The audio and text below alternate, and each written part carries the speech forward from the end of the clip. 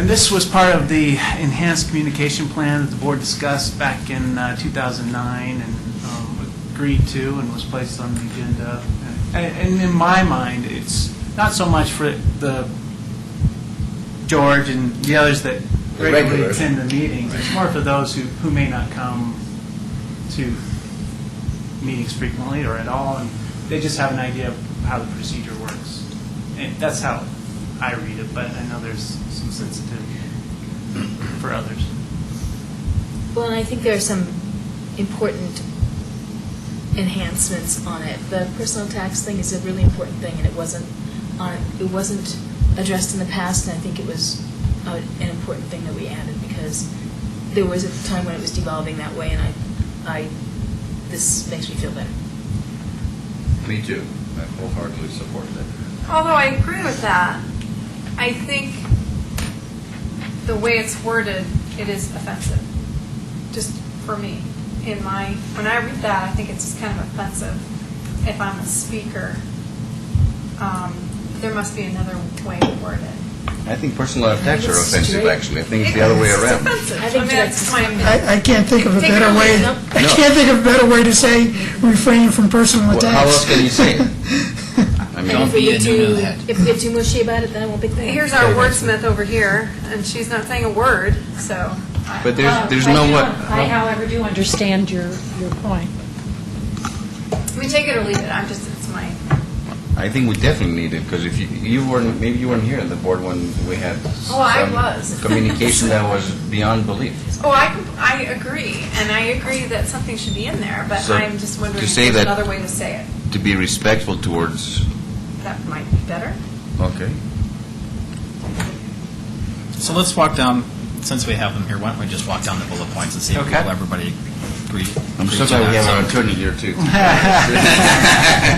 So I Another assume, wordsmith here. so I assume that we'll still say the mayor will recognize the people, the address the town board as a whole, name and place of residence. So I do have in a the past comment. that there was an issue about that. Do you want to? Yeah, it was, rather than giving address, maybe just say resident of Superior. Right. If people were Is there a reason? anxiety about giving out personal residence, I think That was- that should, A lot of municipalities have changed that, just saying resident of Superior or a resident of Louisville or something, identifying where their Yeah. residence is as opposed to an exact address. That's fine. Yep. Erie's fine. Depends. Right, so that was that issue. So I'll try to be, here it doesn't say address, so it does say residence, but, I think we tried, I need used to to say remind address, and we tried Yeah, to we change changed it. that. yeah. Yeah. Okay, so here's the harder one, so the 5-minute rule, which we That's never simply enforce. a board. Yeah, we can, but We rarely enforce that. no. We rarely Never. have that. Unless never there's have. 200 people in the room. That's what I was going to Right, say. yeah, I think yeah, we need some right. flexibility to say, Yeah. and it's at the mayor's prerogative, there's a very large number of public speakers to reduce that time, or something like that. the mayor's exercise great Although- discretion in this regard. Or we may enforce it or not, yeah. I think we're okay with I where think we we're are. okay the way it Just is. leave I it- mean, leave it's it like rare that. that we have 200 people here, but I think 5 minutes is reasonable because if this is a big issue, I think for citizens to have only 5 minutes in front of the board, that's a fair amount of time. It's You know what? actually a long speech. Yeah, but if well, it's a big in issue, the, you want to be able to express yourself to the board. Do you think it's too much? because Five minutes. different people do it differently, but I think some cities strictly enforce this, for sure, that, if you got to the timeline, We're not getting mic's rid of up. 3 minutes is the norm. Yeah. And Oh, is that right? three is common, and I think that's how the school board is too. So you speak 3 minutes and you're done. That's pretty hard, 3 minutes. It used to be, that's why we went to Right, five. that's why I went to 5. And I think myself personally, that if you need more time, you should be able to have it by requesting from the town manager. If you're speaking, you're going to take Oh, you more than can- 5 minutes, and sometimes I speak, it is more than 5 minutes, because we have different things to talk about. So why don't we just leave it in there, because once again, we If he never, approves it, I should get more. so, Or you can just come up that many times 5, either way, I mean, we've been pretty flexible. Yeah. 5 minutes this per is- issue. This is for me to be sure that, I'm happy to go, No, 5 whatever minutes. the board wants, and we can be red light comes on, mic goes off, but I assume that we aren't interested in that. Is that fair? Lisa? And this is, I mean, I think every other board meeting I go to in the area has a sign-up procedure, and we don't have that. I think I can live with that now, but I want us to keep it in the hopper as something I might do in the future, because it stops things from becoming, oh, me too, oh, me too, oh, me too. It keeps it more, this was my issue, and it doesn't repeat people's comments. Well, Lisa, your point's well made. When, if we don't have an official sign-up for every meeting, which is a small thing to do. It's very common. We are then not set up when we do get the 20 people who want to speak. So I actually like the formality or the organization of having a sheet outside in which you do sign up. It gets to the mayor, and the mayor calls names, because we can't anticipate those meetings when we may have a lot of public comment. So I'd sort of like to have it added. We used to have a sign-in sheet. Did? Yeah. Yeah, way back. But what happened is, not very many people would sign in. So, I mean, we can try it again, but... We can also, if we see an issue and we know 200 people are going to show up, a lot of times we'll negotiate with all of the speakers. They'll designate a representative who will take all of their minutes. I mean, there's a lot of different ways to do it. Sometimes they do that. If we know it's coming, we can work out a solution just for that meeting. Right, and that's what I've tried to do in the past whenever we have huge meetings, is that, because most people are like, they don't want to, sometimes they'll do like a show of hands, who agrees with that last comment, so people don't have to like say the same thing over and over again. So if the mayor's, not me personally, but the mayor's position is given some flexibility of doing things like that, then if we wouldn't have to do the sign up. An idea for a meeting, for public hearings where we do have something like that, we could have a sign-up sheet out front that lets them put an X in a box that says whether they're generally for, generally against, or neutral, or some. Yep, that's right. When I've given expert testimony and stuff, they have to do that so that if they don't get to you, they So if kind it of know gets where to recorded start. where you're at, yeah. And there's probably, I'm not anticipating a lot of meetings like this, but when town center comes forward, I suspect there'll be bigger turnout, so. Oh, yeah. If Richmond is building stuff, yes, big turnout. Actually, the zoning meeting on that will be the, Yeah, so, 5 minutes is good. I personally would like to see the formality of it as well. I think it works very well at the City of Boulder, it worked very well at the City of Golden. And, you as a board and you as the mayor know who's coming forward, and it's just a little more personable, I guess, in my opinion. And I think we should be ready for that. So we should look into how that would work and who would be the keeper of that. Okay. I'm not saying jump. I'm saying let's, talk about it, see how we can make it work. The sign-in sheet. I'm not so Certainly. hip to it. Huh? Just, it's another step. It's just something It's else. very low-tech, though. sometimes it takes sitting in the meeting to get your guts up to speak. yeah. Right. We could, I don't have strong feelings about it, but if we want to try it, then we could get a clipboard and send it around as opposed to having something at the door, just send it around. Well, and I'm thinking there's times when I've noticed in meetings where we're discussing an issue, Right. and somebody who may have not intended to speak wants to get up and speak. Yeah, so Exactly. But then they They could put their sign name up on the little they clipboard. They put their go name at the outside bottom. and sign up. I like the idea of a clipboard going around. I think that's a great idea. Well, we can look into what other cities Whatever. are looking at. Maybe we try it Sure, and there's see, get the something. public comment. So back why don't we on leave how it this works. As is. In the hopper. We can either Thank leave it you. as it is, or we can, town staff wants to experiment around. I think that we'd be happy with that too. So how about I leave that up to your Okay. thought? Let's see, I think the personal tax, we got to the 10 copies. Do we need 10 copies? Well, we One got for to the personal everybody tax. here. Oh, I'm sorry, did you want to talk about it some more? I'm happy to talk about it some more. One alternative in wordsmithing this is speakers shall present their comments respectfully. Love it. Thank you. I'm good with that. I don't love that, because still could have personal attacks involved. What's that? Yeah. But we have the prior one that says shall address the town board as a whole. So the two mean that the attacks may be at the whole board, but they have to be leveled respectfully. No, but the personal attacks weren't only to the board, the personal attacks from the town manager, to the lawyer, all kinds of things like that. So it's not just the town board. Yeah, I agree with The you. And so I'm looking at it as, personal attacks language. this shows that there is past baggage, and we need to put that behind and change the wording, because it's clear when we write this that we've had personal attacks, and if they have been offensive, yes, they have, and we are personally putting it in here as a very strong, strong wording, is how I'm looking at it. It's There's very that's called strong. boundaries in the psychology department. That's called healthy boundaries for people to recognize that this is a free country, but you still don't have to be abusive. So I don't think You go we should there, you remove it. cross the line. Ever since we've had this, we haven't had too many personal attacks. So this to me is But I know so many people who read this and find this offensive. well, that's their problem. If All they're right, do we want to respectful, take they a shouldn't find it offensive. little show of hands? Who wants to change? Who wants it the same? Pick one. I said So to we keep can it show the our same. hands. Oh, I'm sorry. So keep it the same. Keep it the same. I can go either way on that. Yeah, I don't. I said change it.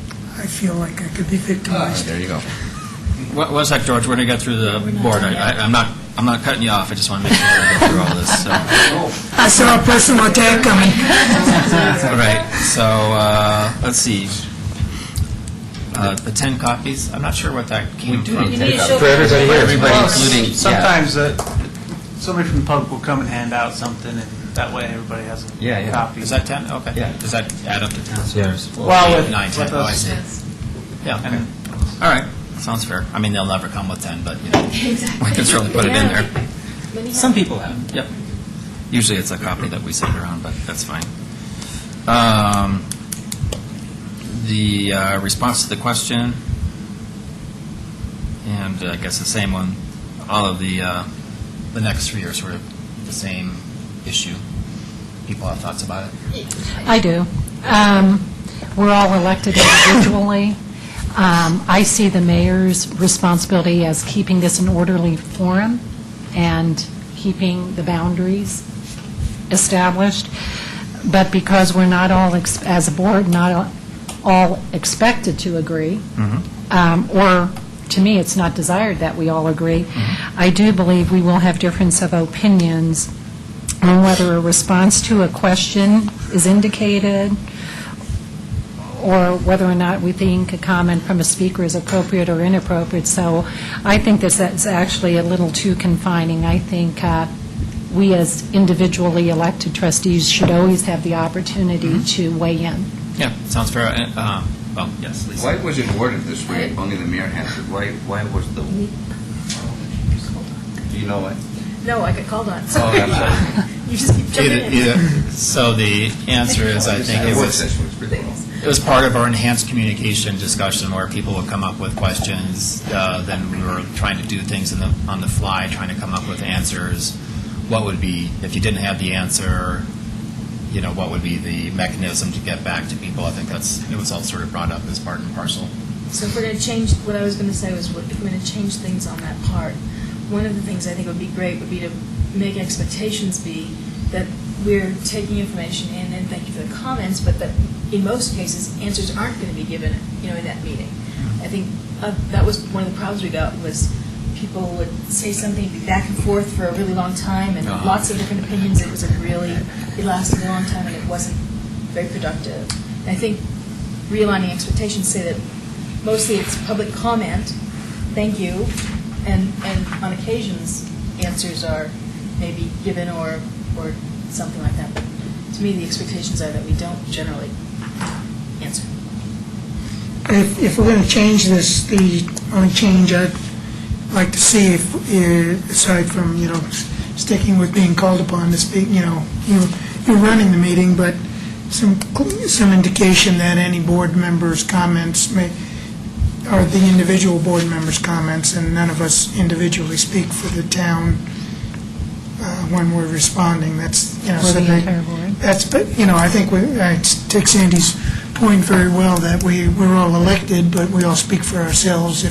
if we do respond, and we still ask you for a chance to speak, but I think it should be stated if a response is given, it's recognized that that's the opinion of the particular board member and not necessarily the town, For the entire board, yeah. yeah, the entire board.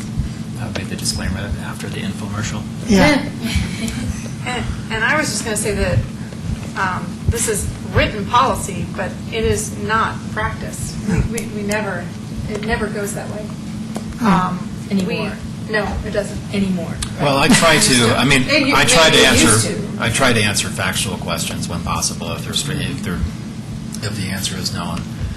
Debating, I mean, we could certainly get it at that point, if there was a matter of opinion, I guess we could get back and forth in a matter of opinion, but that's probably not super productive, but obviously board members are more than willing to weigh in on an opinion, so. Would you like us to take it? A crack at it? Yeah. Revising those last 3 bullets? Yeah, the last 3 is, the third, I'm not sure that I mean, I guess you could work on all that, but really, there should be a mechanism that the public is informed of what the answer is to a question that's brought up in a meeting, so I don't know if maybe the town manager wants to go through that, or I can do it after that answer is known at the subsequent meeting if possible. Okay.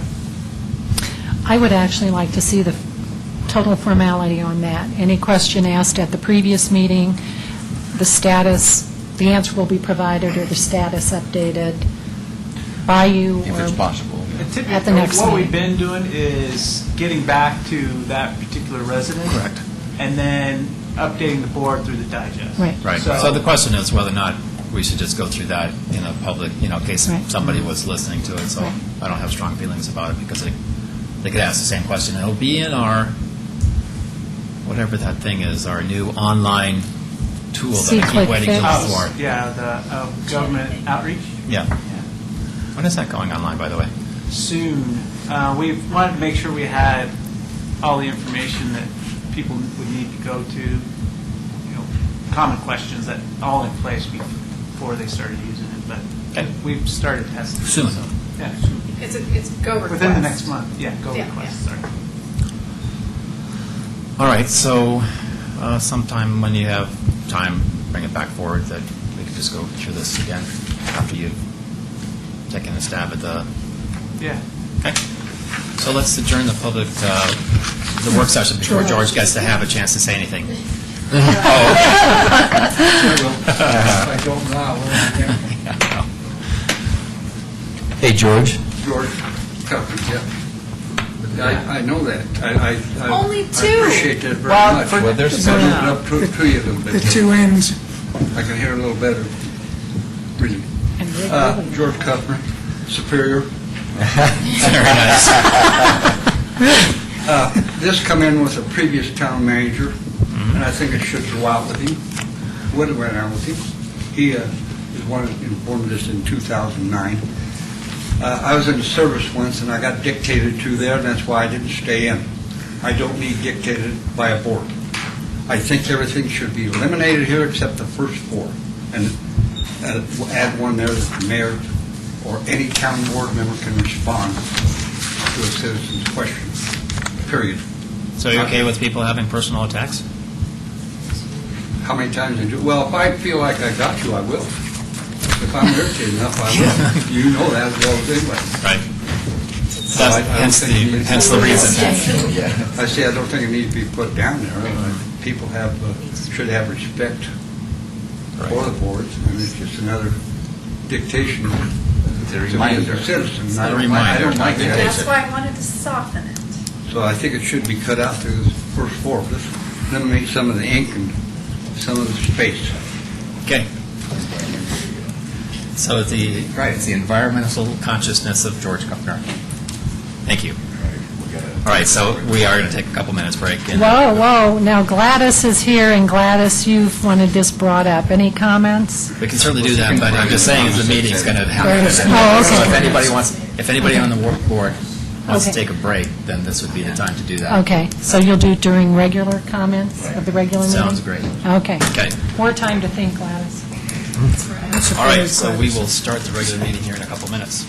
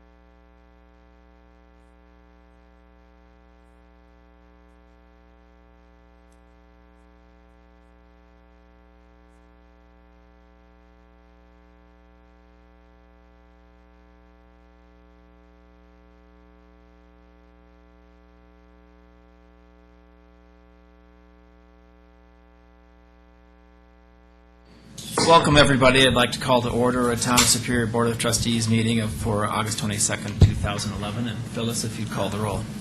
Sure. Mayor Andrew Muckle, Here. Mayor Pro Tem Ely Gregorius. Here? Trustees Joe Cirilli, Here. Chris Sampson, Here. Sandy Pennington, Here. Lisa Skumatz. Here. Deborah Williams, Here. Town Manager Matt Magley, Here. Town Attorney Kendra Carberry, Here. Town Clerk Cole Sargent. Great, thanks. That brings us to item number 3, approval of the agenda. Are there any changes to tonight's agenda? Seeing none, I'll entertain a motion to approve the agenda by Trustee No, Gregorio. no, Second no, by... no. Oh, I I want thought that was a second.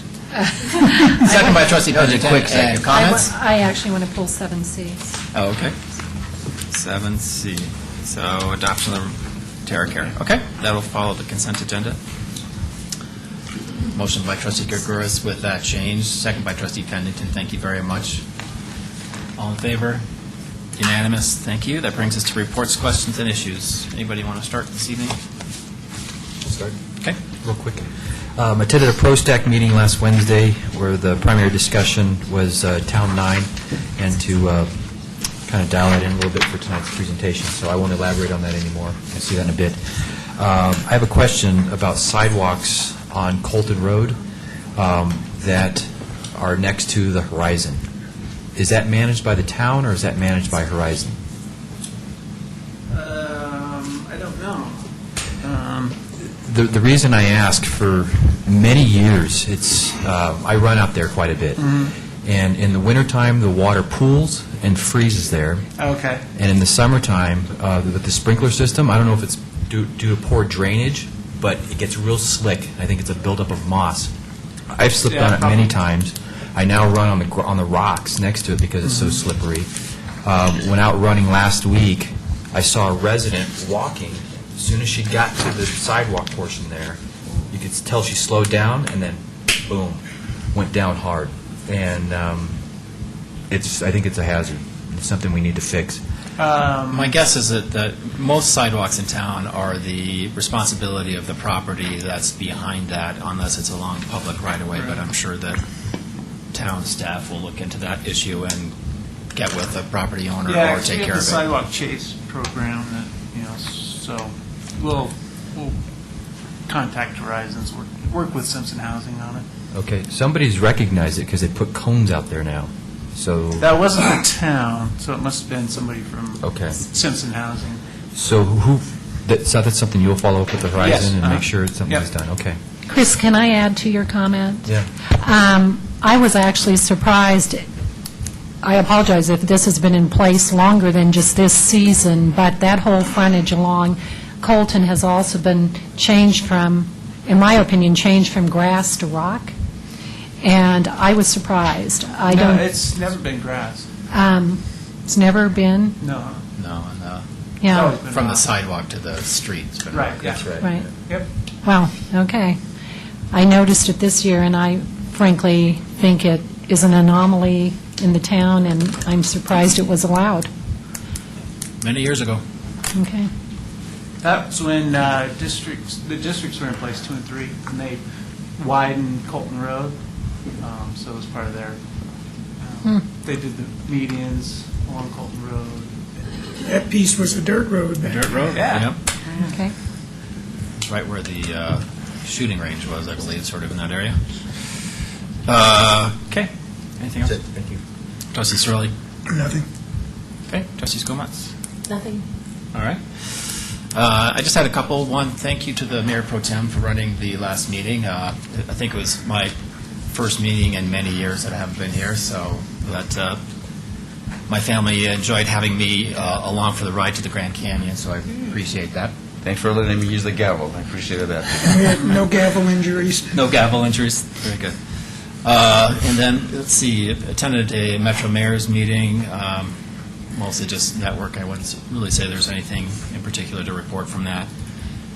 And U.S. 36 mayors and commissioners, I was unable to attend it, but thank you for the assistant town manager going to that and got a report. And I think the highlight from that, and please correct me if I'm wrong, that didn't come up at that meeting is that RTD is going to be requesting funds from towns along the fast track corridors as payments. I'm not sure what the terminology that they're using. In the They're- past, go ahead. For the local match, yeah. Local match.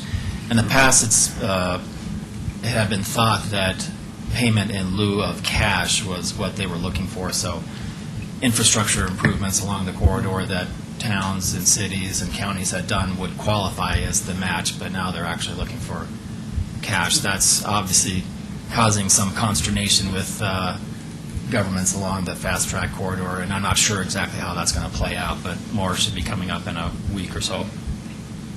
Okay. That's all I had. Trustee Williams. Well, I'll follow that up then. Okay. With a Denver Regional Council of Governments meeting that I had. And we, as a big council for the metro area, had to approve a motion with fast tracks and reviewing their determination report. And one of the biggest issues was that fast tracks or RTD is saying that they're going to go to the ballot for 2012 and ask the voters to pass a 0.4% sales and use tax. We've already done that to some degree. If we pass this, there'll be a total of 1.4% in the whole district that will go towards the transit tax rate, including fast tracks. And if we don't pass this, the fast tracks, which is the light rail we're talking about for the whole metro area, it'll be 2035 before that is actually completed. If we do pass this, and RTD does say that they're going to come forward and do this, although they've been saying this for a couple of years now, we're going to hold them to it this time. It could be completed in 2020, which means the light rail that would be coming through our area, the closest would be Broomfield, the Bank One Center, Arista development. That would be somewhere between 2017 and 2020. So hopefully this goes on the ballot. Otherwise, we're looking. So far in the future, we'll be too old to ride it. So that was the major controversy that we had at the meeting. And there was also another big controversy. There's a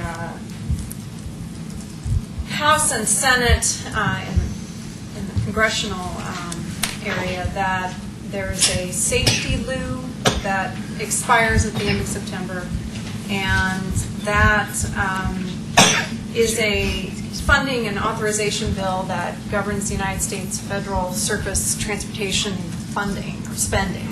And it was signed into law by President Bush, George W. Bush, in 2005.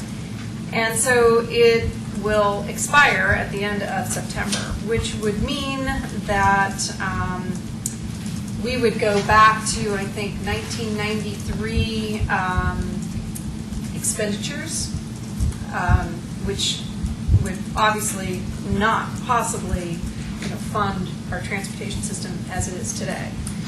And that also includes extending the federal gas tax. So this is a big deal. And apparently there's two different bills that are being developed in both the Senate and the House. They're very different, and we're probably looking at gridlock on this one. What a surprise. So we'll see what happens. I think what people are anticipating is that the federal gas tax won't. So the thing with federal gas tax and any gas tax, it's not a sales tax, and so it's I don't know what is it an ad valorem tax? I don't remember what it is, but it's a tax based upon gallons that you have bought. Gas purchases have not kept pace with inflation, and the infrastructure things that states and federal government do obviously has increased with inflation. There's, I think, not a lot of interest in raising taxes in the House right now. So I think that's where you're saying that the gridlock is, and I think most people think that gas taxes will stay the same and that there won't be any general revenue that will flow into, what's happened now is that you have the gas tax funding some infrastructure projects, and that you have general revenues funding infrastructure projects in terms of transportation, and that would go away, and you'd be left with just what the gas tax funds. Which hasn't been changed in, I think, 20 years? Long time. Pretty, yeah. So, Whereas inflation and everything else has changed, but the gas tax has not. I also attended an open space advisory committee meeting, and we had that in conjunction with the city of Louisville's open space. And they had a number of great ideas that they kind of brought to the table that they're kind of using currently, kind of in a volunteer program for their open space and trails. And they kind of, I don't know what they call it, they have certain names for certain things, but it's kind of an a la carte of volunteer projects. We've talked about this before, that I've brought forward. And some of the things that they're doing is they have something called Louisville Friends of Open Space that kind of take care of the open space, whether they're a weed whacker group or a take care education for do's and don'ts on the open space and trails when you use them. They have like a de-haunting class that they offer to kind of help you with understanding what bats are and how they're friendly creatures. And ghosts. no, not. I thought that too when they first said it, but then they talked about it in terms of wildlife. And then nature and photography readings and library education programs on open space. So that they're doing a lot of interesting stuff that I think is something we should look into. I know I've talked about a volunteer program before, and kind of obviously we need staff to help with that apparently. But I had talked about kind of a pick and choose menu where you have a category of projects. You have a degree of difficulty, you have a time commitment, and you have an age limit. And you can pick under each one, whatever works for you and your family. But I think that's something we should look at for the future. I am also volunteering. I just started volunteering for this Hug and Go lane at El Dorado. It's a new program that they're doing at El Dorado because of kind of the traffic and safety issues around their parking lot and around their intersection at Indiana and Mount Sopris. So I just want the Traffic and Safety Committee to know that I decided that kind of volunteering, seeing how it will work, might really kind of benefit us, and we can see where we can go in the future with the El Dorado and how to partner with them, or if we really need to do a whole lot more. We'll see. That is it. Okay, Trustee Gregorius? Just had a question for Matt. I had brought this up a couple of months ago. The fire station is finished construction, and they're still doing some landscaping in the front. I hadn't heard they were finished. They're not finished? That's Okay. not that I'm aware of. But I know about the open house. I think that would be a great idea for the Yeah. community and the kids especially to Yeah, come there. definitely. I have not heard that they were finished. And I just talked to Ernie, our building official, last week, Okay. and he didn't mention it, so I'll follow up. There's still, when I drive by, there's still landscaping that's happening in the they're front. still doing some interior work. Oh, they're doing, as okay. well, yeah. Okay. When I talked to them, they're finishing what was the old offices for what was when the sheriff was there. So I Right, think yeah. they're doing that remodel right now. And So, I but think there should be- the two existing bays, they were doing some work as well in there. Okay. So Should be some. So you haven't forgotten? So. No, it's on my list. And the other thing is, when it's your turn for comments, would you say something about the RTD potential change of, because I think that's important for the community to know about that. I mean, that's a significant impact if it does happen, so thank you. Great, thanks. Edie, real quickly, we stopped in there for scouts about 2 weeks ago, and they said that they're probably not going to be done till mid-September, October. Okay. Yeah. Okay. Maybe for Halloween. Yeah, sure. Yeah. Trustee Pennington. I think this thing is plenty loud. Can you hear me, George? Good. Congratulations to our town for achieving number 20 on Money Magazine's Best Places to Live, and would like to extend congratulations to our neighbor for repeating at number 1. If you haven't already heard, Louisville got that for the second year in a row. So, considering we're all contiguous, I think it's great. Historical Commission meeting, it was said in there that the increase in membership to 9 is okay. They're planning on that. Is that the case? That has to, we'll have to, it'll have to come back to the board for. Okay. Okay. And in the Historical Commission meeting, we were talking about redoing the Grosso House, which is the subject then emerged to this National Day of Service, so I'm going to defer that and join in when you bring that up. Has the Traffic and Safety Committee meeting been scheduled? Yes. It's on the docket now. I thought it was, but is it the end of... 5 o'clock. If you look I think it's in the next meeting. Next meeting? First meeting in September. Okay, 5 o'clock. good. Looking for a volunteer, Louisville Library Board meeting has been moved to September 28th, which is the night that we finally were able to get the liaisons of committees and committee chairs together to refine some procedures. So if there's any member of the board who isn't going to attend that and wants to attend the Louisville Library Board meeting, we need a volunteer. So, why don't, can you send that out, or Phyllis, or Matt, somebody just Okay. circulate Good. that as an email? And then in terms of infrastructure, coming off of 128, heading north on McCaslin, when you exit right onto Indiana, there is a huge dip right off the asphalt, right as you turn right. And I keep meaning to mention it because somebody's going to catch a wheel in that, and it's deep enough to be serious. Where's So, coming north on McCaslin at Indiana, near 128, when you come Yeah. off that, right off the right edge as you turn, right edge of the Okay, asphalt. on There's Indiana. Right. Okay. There's a deep hole there. Actually, the Transportation and Safety Committee meeting is on the 26th, not the 12th. Oh, September 26th, yes. Okay. Thank you. Okay, that's all. Thanks. Town manager? Let's see. So Trustee Pennington and Trustee Hanson have new microphone stands that you can move the mic closer to you or further away. Just wanted to see if there's any feedback on if others would like similar type. We're jealous. Yeah. we have to lean forward. We looked at longer microphones, but Move around. these are the longest microphones we can get, so I think we'll move to these and see if we can get ones with on-off switch. That'd be great. switches. But then you'll have to remember to turn them on. Turn it on. Yep.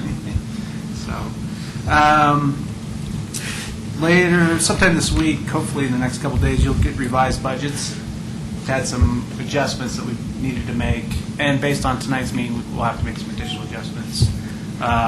Interest income is going to be less than what we thought it was going to be in future years, so we're going to make that adjustment.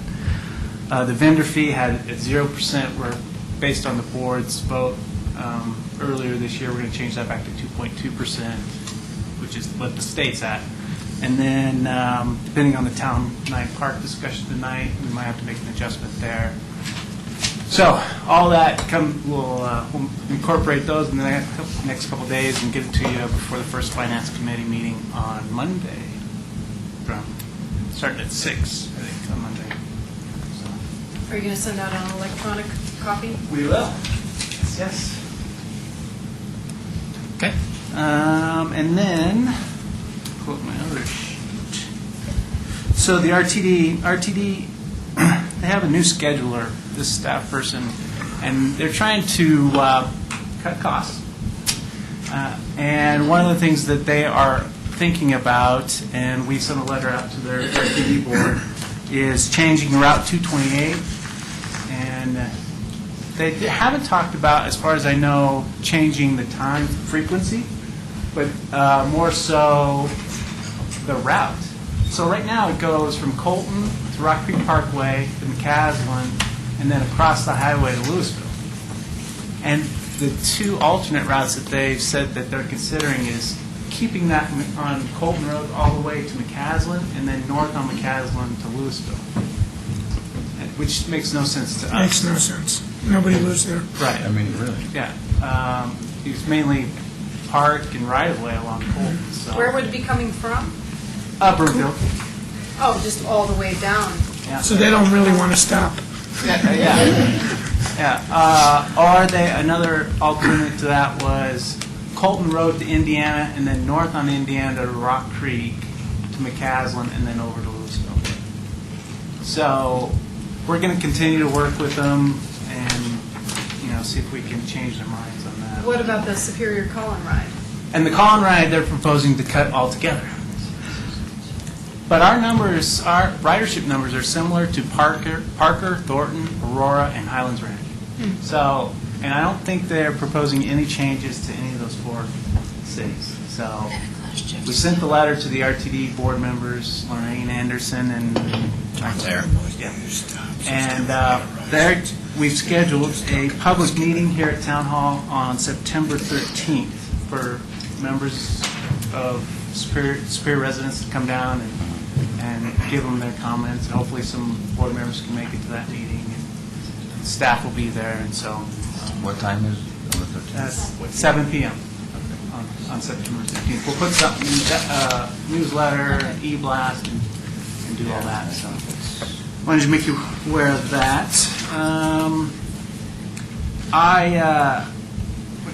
Right now, I think we have 2 board members that can make that trip, the tour of the Northern Colorado District Water Supply. So I extended the offer to the Planning Commission. I thought they might be interested, and we have space. So we've heard back from a couple that I think are planning on going, so that's good. And then I included information in the digest about the Rock Creek HOA and the events. So if you can give me your feedback, if you're open to partnering with them on the events in the 3 aspects that they propose, just send me an email and let me know how you feel about that, unless you want to talk about it tonight.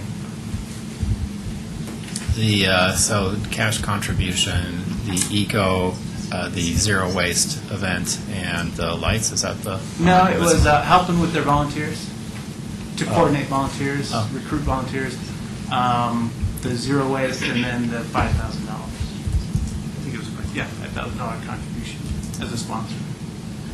I'd say that we can talk about the other things separately. The cash contribution, we would need to talk about that in terms of the budget, so maybe you could put that in as a discussion item for the budget. Okay. All right. And I think 9/11. Oh, 9/11, yes. So let me switch to my other page. In memory of the September 11th event, there's a National Day of Service and Remembrance for September 11th, and Trustee Penton suggested that we see if we could maybe coordinate something with the Historic Commission to see if we could come up with an event that residents could come and participate in and just in honor of that day. And Martin had mentioned that the Historic Commission, and maybe you did too as well, but that they have been wanting for a long time to apply linseed oil to the buildings in Grassville Park because they really need it there. So it just, everything seems to have worked out to where I think we're going to be able to do something on that Sunday at Grassville Park. There's a group junior hockey team that's interested that the mayor put us in contact with. We think they're going to have anywhere from 18 to 20 college-age kids, hockey players. They're going to be able to help, and then we put something out to the rest of the community if they wanted to come down and help.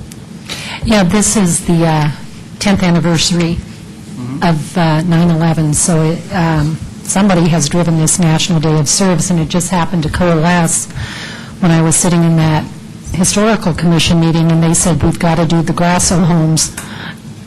Click, click. And Also, one aspect of that was perhaps inviting the Boy Scouts to meet on the front lawn here at Town Hall to do a flag ceremony, to have that sort of kickoff, and then we proceed, right next door over to Grasso House. And I think Trustee Hanson, did you mention that? Or we haven't coordinated that part of it yet. Right now, what we have in place is that the partnership for the Grasso Park buildings, and that they might go over to the Ted Asti Park and do a couple things over there as well. But if we can incorporate that, we will as well. Yeah. I can't imagine that's going to be a problem. It'd be easy to do. So, yeah. So as soon as we get everything finalized, we'll get information out to the public. It's the day after Chili Fest, so we got some coordination with our staff. But we'll get information out as soon as we can. Okay, thanks. Town Attorney? Nothing, thank you. Town Clerk? All right, that brings us to item number 5, public comment on consent agenda and non-agenda items. And just procedurally, come on up to the mic and name and city of residence would be great.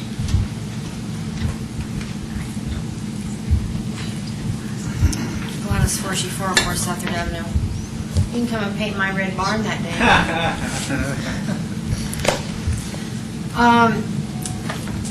There is something going on that I have not heard anything about in town at all. Every 10 years a census is taken, and after that census is taken, then there is redistricting done for the congressional districts. This year it is a very, very, very hot political potato. It has gotten to the point that the state legislature cannot decide on those districts. So it has had lawsuits filed and will be going to court. I don't care whether you're Democrat or Republican. I don't want to get into that, but these new districts that are proposed by the 3-commission panel, one Democrat, one Republican, and one independent, which is from, which is from Parker, has been having hearings around, and there are maps floating around as to how the districts are going to be divided up. The Republicans just released some more today. I have not seen them. I've seen them on the internet, but there's so little I can't read them.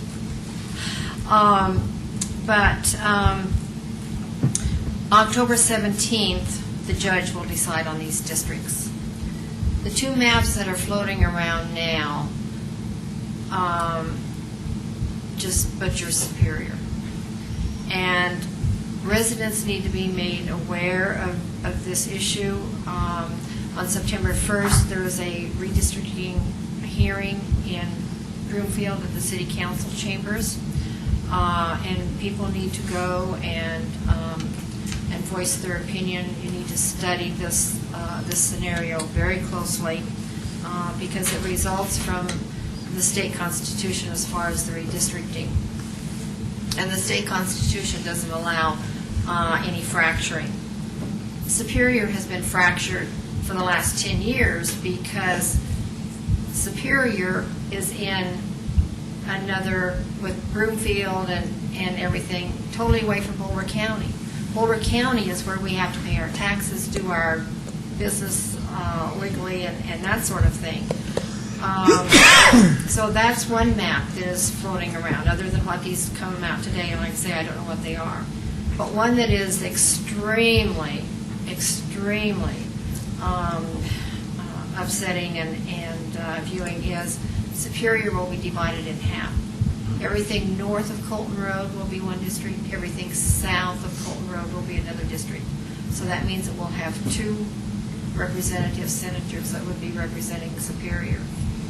So I'm begging you to contact Matt Jones, who is one of these 3 commission members from Louisville, and get the latest maps out and look at this and study this. But definitely go to this hearing that is in Broomfield on September 1st. I don't have a time. The one at CU started at 5:30, so, but Matt can tell you, Matt Jones can tell you the exact time of this one in Broomfield.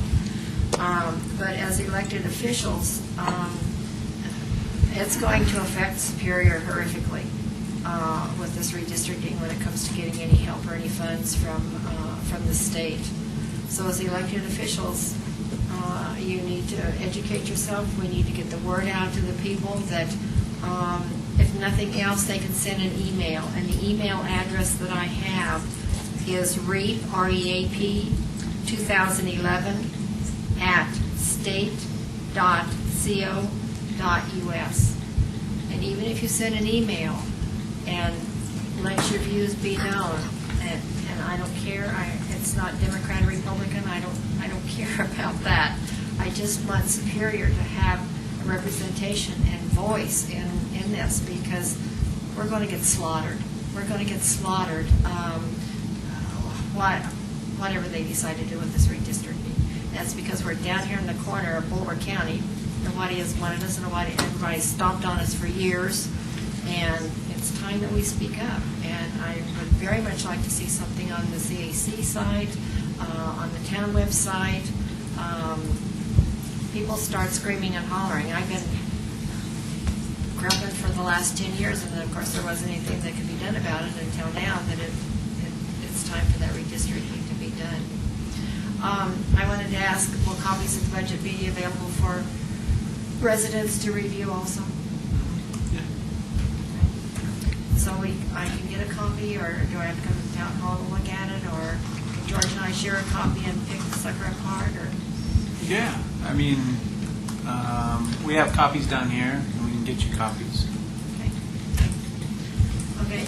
I didn't hear your discussion that you had about the agenda before, so I don't know what all was discussed, what all was decided.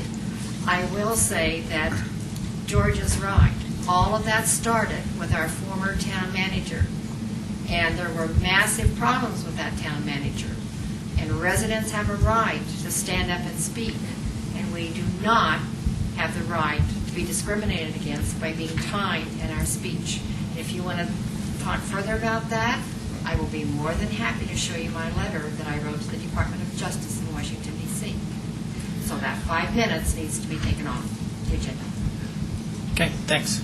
And actually, just in terms of redistricting, it's probably good to provide that on the town website and the CAC. They are important meetings, and obviously people have different opinions about what to do, and we're not here to render. I mean, I think contiguity of Superior would make sense, but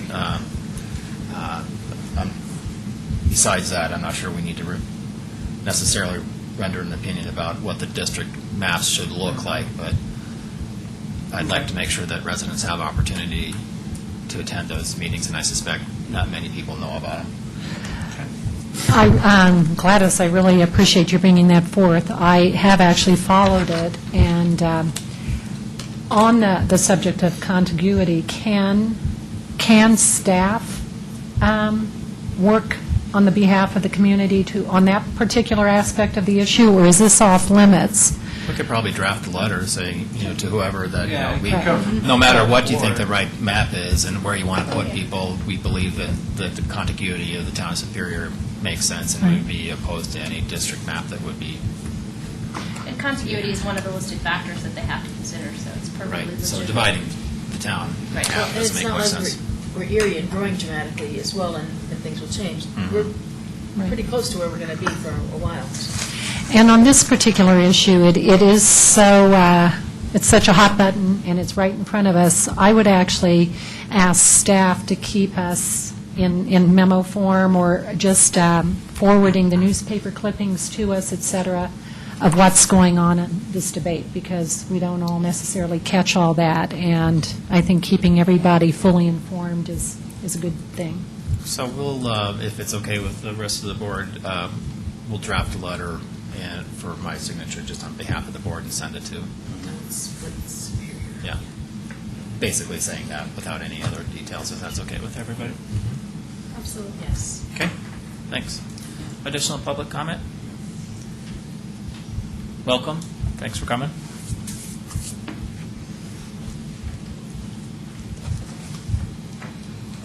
Good evening. My name's Karen Ann Saunders. I'm the one who fell the other day. Oh, my. Sorry. You're okay. Pardon me? We hope you're okay. I am. Other than getting wet and muddy and my pride a little damaged for taking a dive in the middle of the road there on the sidewalk there, I'm okay. After I got back to my apartment, Trustee Hansen was the person who saw me be graceful out there on the sidewalk. I went back, got cleaned up, and I said, well, I'm going to go up to the office, and I'm going to take this up with the management of the apartment. So I went up there and had a private meeting with a lady by the name of Evelyn, and I told her what happened. And her first thoughts were, oh, you need to go to the doctor, a hospital. No, I'm fine, I'm good. If something comes up, that'll be one thing. But in the course of the discussion I had with her, I mentioned that Trustee Hansen said that he was going to bring it up tonight at the meeting, and I mentioned that to her. Kind of in a way to, okay, you guys got a problem. Why don't you fix it before the town comes after you, basically. It appears to have done so.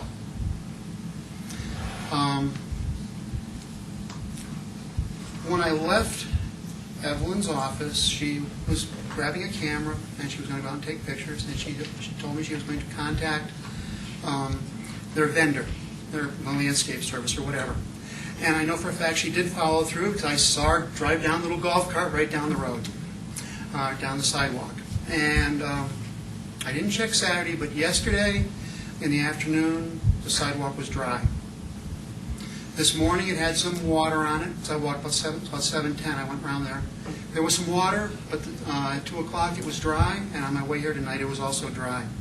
So it appears they have dealt with it, at least that's the way it would appear. Really, part of what the issue was, that probably was leaky sprinkler heads, and the fact that the terrain there, that slope, and I think there's a lot of clay in there, and the clay was what was making it like grease. That's why I went down. And I'm not here to defend anybody. I'm just saying, I think the situation is dealt with, and I'm okay. And that's really about all I had to say. Great. Thanks, thanks. Absolutely. I think we applaud your doing that, because you're not obviously the only person that's done that. You probably saved somebody else from having a big fall, so we appreciate that. When Trustee Hansen said that others had gone down, I'm like, wait a minute, something's not right here. Either these other people that have gone down haven't gone and said anything, or it's been ignored. I'm new out here. I've only been out in Colorado a month and a half. I just moved from Massachusetts out here. And this is what I want to say. I like it out here, and I don't want to mess up my apartment where I'm living. So I'm like, okay, it's a little bit of a balancing act here. I like this town. I wouldn't have settled here if I didn't. So I feel an obligation to where I live, and I feel an obligation to the town. Great. And I just wanted to share that. Great. Thanks so much. Thank you for Appreciate being it. proactive about this. Appreciate it. You're welcome. Thank you. Thank you. Additional public comment on consent agenda or non-agenda items?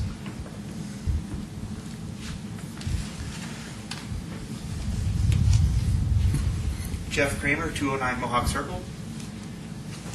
We've had some resurfacing done up in Sagamore, chip seal of sorts. Got little black pebbles everywhere, all the way into the house. That may be a nuisance that I have to live with, I don't know. But what are these things doing to the gutters? Because they're going down the drain, and we could end up clogging our sewer system somewhere. It also seems to me you should be able to back out of your driveway, turn your tires and go down the road without ripping up the surface.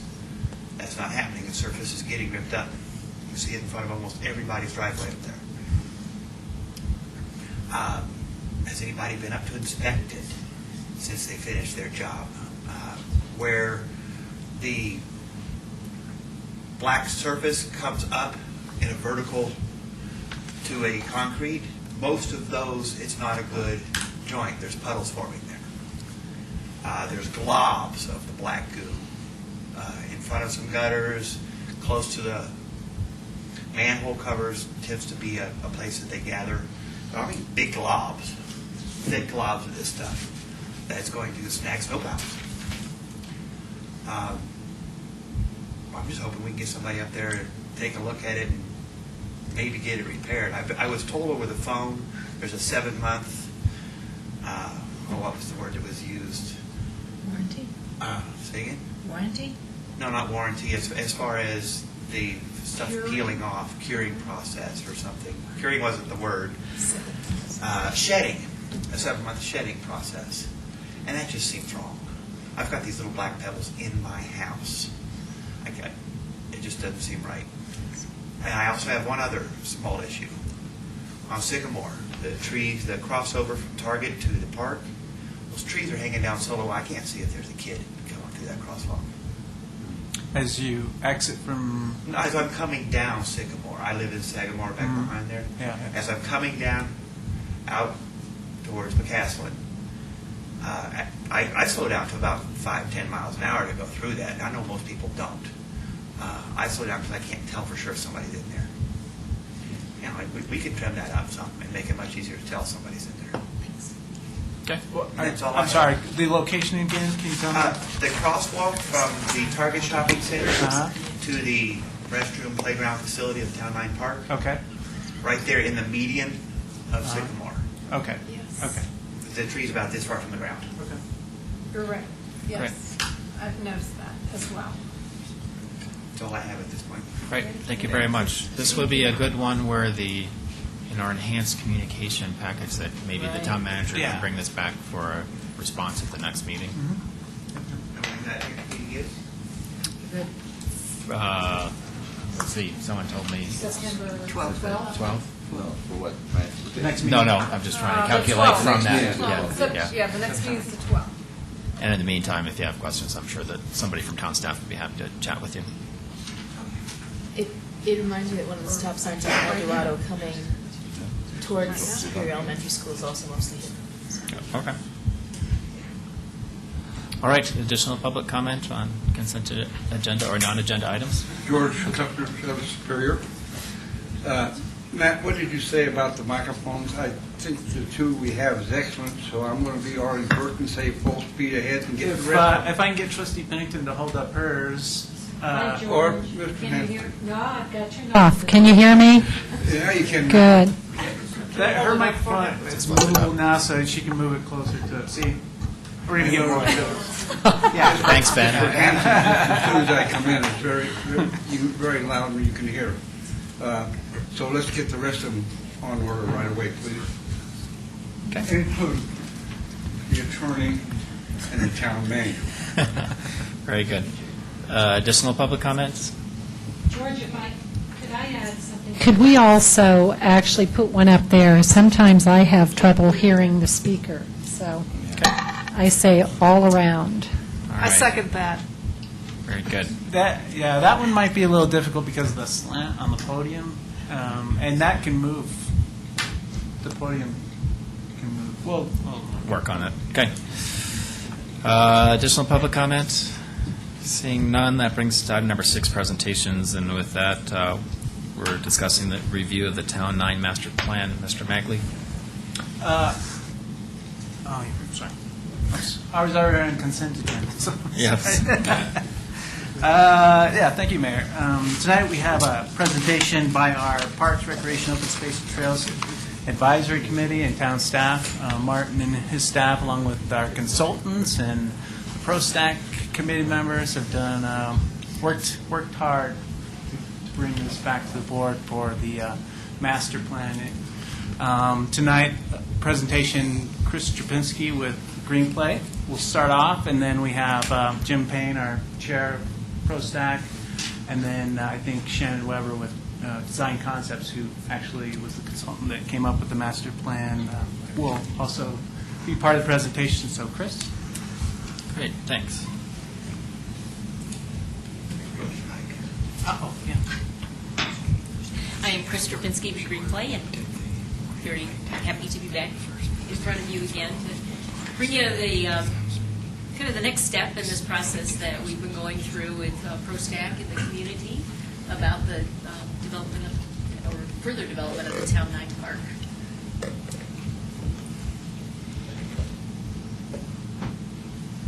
So I wanted to start just by taking a step back again and refocusing everybody on the original goals and purpose for this whole process. And a big one that was evident throughout the whole process, it got a lot of talk, was about getting away from the piecemeal approach to Town 9, where things have happened a piece at a time over years, and there hasn't really been that bigger vision and understanding of what this park was ultimately going to be. So that was a reoccurring theme that people really paid attention to all the way through. And that's really what a master plan is all about for the park site. So we created something that is visionary, that includes what people feel really good about. It would be a great ultimate plan, knowing that it may not be able to be implemented all at one time. Engaging the public in a discussion about the park, there has been a lot of engagement over the period of time that this has been out there, particularly the January until now. So people have been engaged in different ways, and Jim's going to talk a little bit about that when he comes up to remind you how that's happened. Everybody knew and was aware, as part of the process, to make sure that this got aligned with the town budget process. So that meant making sure to get to you in June, which we were able to do, and then to come back now to present the final master plan for your consideration. And knowing that this has to track with the 2012 budget, because one of the drivers behind this was, can we get something going sooner rather than later? So there really was a lot of focus on 2012.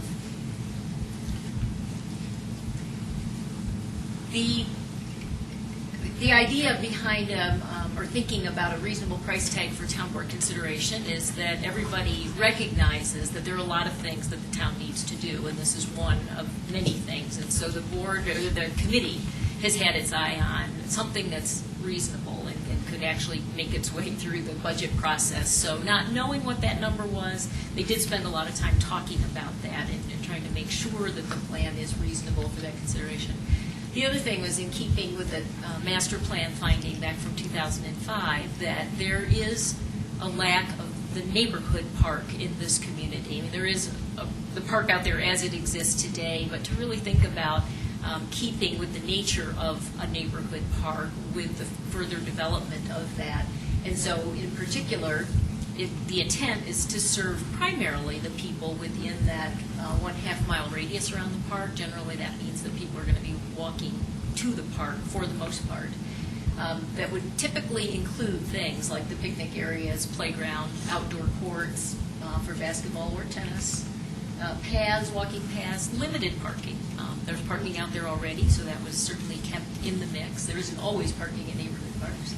A low level of lighting, and then practice or pickup game type of areas for baseball, softball, soccer, and those kinds of things. So with all of that in mind,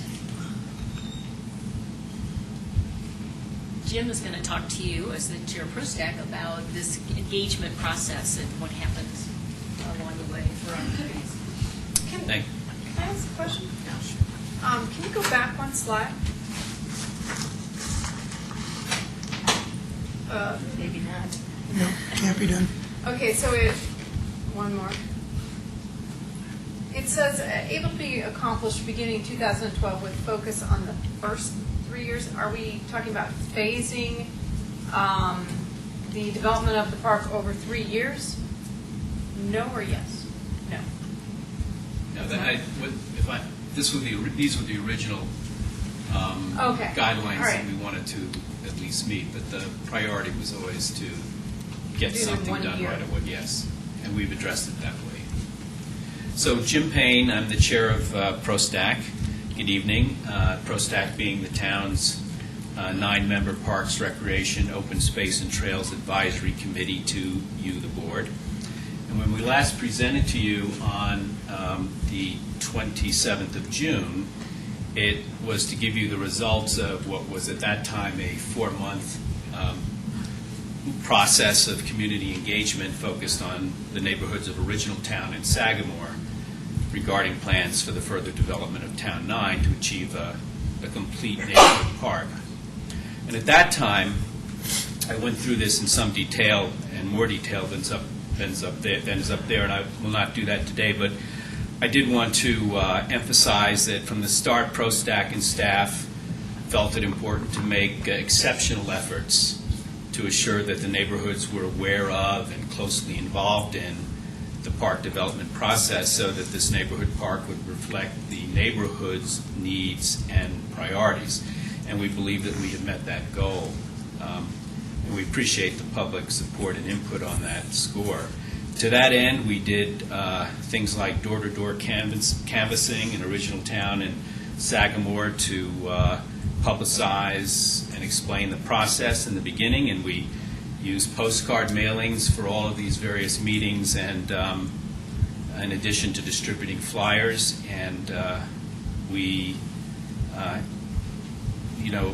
wanted to alert neighbors to the input opportunities, which included meetings as well as 5 months of public display of the various plans, which to this day are outside in the lobby of Town Hall and are online. And in all of those steps, there were mechanisms for people to respond and provide their input. So we think we've given everybody the opportunity and are pleased with the input that we got. Now, since that June meeting, following your direction, a more detailed site plan proposal was developed, which you'll see in a minute. And once again, there was outreach to Original Town and Sagamore on that before we finalized it. Again, postcard mailings to publicize it using electronic media and flyers.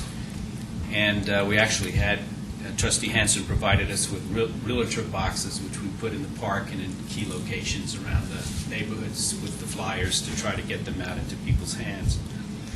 The public meeting was held here on August 3rd, and that public input and additional ProStack input from that meeting was incorporated into one more major tweak of the plans, which went to ProStack's meeting for review and recommendations last Wednesday. And all of these were very tight turnaround times, and I appreciate what Green Plain Design Concepts did. I know following the August 17th meeting last Wednesday, they were here late into the night working to get it done and into your packet the next day. And at that time, on the 17th, it was decided that we'd recommend a master site plan, which you'll see, which is the guiding design document for future growth of the park, should it be called for. And to your point that you just raised, Trustee Williams, a recommended plan for funding next year to meet the near-term goal of a completed neighborhood park consistent with the quality and the levels of service that are expected in our parks throughout Superior. So next, Shannon Weber of Design Concepts, who did the landscape architecture on the project, will walk you through the master site plan, and following that, I'll come back and present ProStack's specific recommendations for the park. And if you have any questions on the process, I'll take them now. Otherwise, I'll turn it over to Shannon. Good evening, everybody. Thanks, Chris. Our first slide is really a perspective area of the play area, or perspective sketch of the play area. It'll make a little bit more sense when we get into the master plan.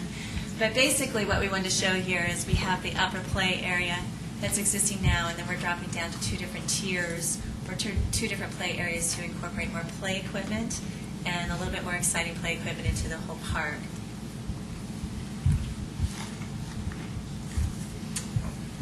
Our master plan, right now, give you a little bit of orientation.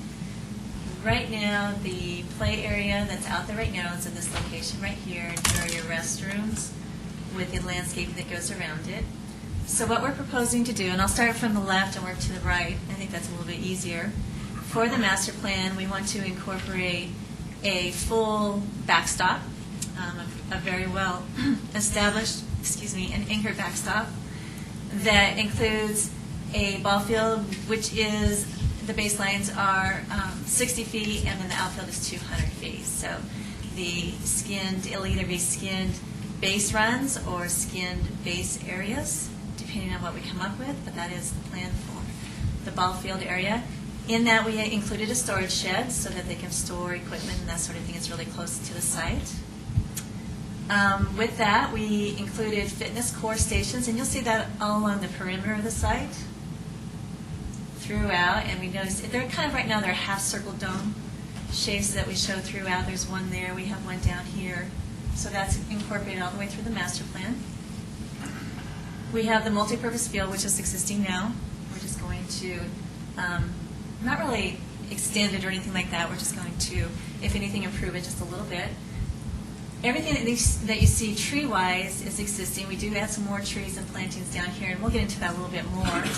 But just to give you an idea, most of the plantings are existing. We included a slack line right here for kind of our preteen areas, and if anybody is familiar with the slack line or if you need some more explanation, I can give that to you. But again, keeping the preteens and the teens an activity area, that's the idea right here. And then, like I said, this is your existing play area. And we have a drawing that includes this a little bit more. It's a blown up area, so we can get into it a little bit more when we come to that slide. But basically what we did is we included a pit right here. When we say a pit, we mean a play area, much like what you have right here. And then also a bigger play area in this area to include swings and climbing features. So it's a little bit larger, so we include those safety zones that is needed for the play equipment. To the right of that, we have, well, let me stop down right back here. We have a larger shade shelter here, a 20 by 20 shade shelter that we're including on the south side of the play area. And then we included a 10 by 10 shelter, shade shelter, smaller shade shelter to incorporate shade and activity for the full-size basketball court. Located right here. And then the whole trail system, you'll see it runs along here. We picked up on the kite route, the historic kite route that came through Superior from Denver. It was the old railroad route, and we're picking up the historical component of it all, and that's the form or the shape that it's taking is that kite route. And in that route, or in that pedestrian trail, what we thought would be nice is if we can incorporate some of the historical components, that like the different stops that they took from Denver through Superior, and then with interpretive signage or some sort of information, we call them waysides, where there's seating and benches, we would incorporate that into the whole trail system through here. And then, of course, at the very end is the neighborhood garden feature area, which we right now have a placeholder for it in this corner of the site. We did include some horseshoe pits with benches on the very southeast edge of the park site. And then, like I said, you guys do have some trees along here now. They're the elm trees that have Dutch elm disease, knowing that they're going to potentially die out here real soon. Not real soon, but soon. We did incorporate some more trees and plantings and that sort of thing so that when those do die out, we have something that's started and they can grow up and they can take the place of those elms. We've also included more landscaping along the street, Coal Creek Drive, and we've also included more trees around the play area to incorporate shade into the whole play, especially on this southwest corner, knowing that the sun gets really hot in the afternoon. Additional plantings, these are all existing all along here, but we did include some plantings along the kite route, especially wherever those wayside areas are going to be, where the benches and the seating areas are going to be, and leaving really these open grass areas for informal or passive play, or not play, but just frisbee throwing the football around, nothing programmed is the whole idea, but do leaving some open areas to do some activities such as that. We really want to pick up on the whole mining theme of the park and of the area, the historical information. We do have some images down here that pick up a little bit on the type of play equipment we envisioned and architecture as well as climbing features, that sort of thing. But we want to incorporate that theme throughout the entire park. Some areas, that we really want to pick that up in is our backstops, doing something unique for this park. There's lots of details that we've done before. That'd be a great opportunity to do that, as well as picking up on the hardscape or the surfacing, whether it's the railroad ties, again, the stops that the railroad took, maybe what it was carrying, what it was loading, all that sort of thing. And then also, like I said, in the architecture of the shelters, if we pick up on a depot or if we pick up on gosh, I don't know, maybe the mine shafts, or, the architecture from that, that's an idea. And then, of course, like I described before, anything that we can do along this route to incorporate the history of the railroad and the kite route is incorporated into the whole design. So that is the master plan. A couple of things that I want to make sure I mention. We did incorporate what we call a wavy walk along this edge. And I think I'll wait till we get to the blow-up to describe that a little bit more. Yeah. So here's our blow-up. Just because this is the core central area of the entire park, gives you an idea. So again, this is your existing play apparatus you have out there, and this is your existing play pit and your existing restrooms with the existing landscape that goes around it. Your walk coming up this way is existing. Your walk coming up this way is existing. We did add a walk off of Coal Creek. And then, of course, we have the walks that really circle around the new play pits, is what we call them, along the outside edge. So again, this would be another apparatus ideas. When I say apparatus, play structure.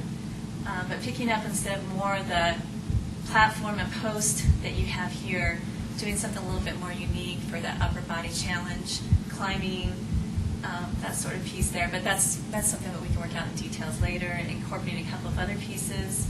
And then down here, swings, the boulders, it's called ropes and boulders.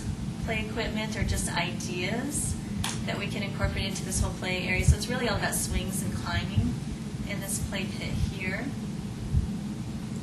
We do have sod going between the existing play area from that point down to here, and we do have sod going between these two play pits here. But circulation, again, is getting you to all different play areas, and we took into account ADA accessibility.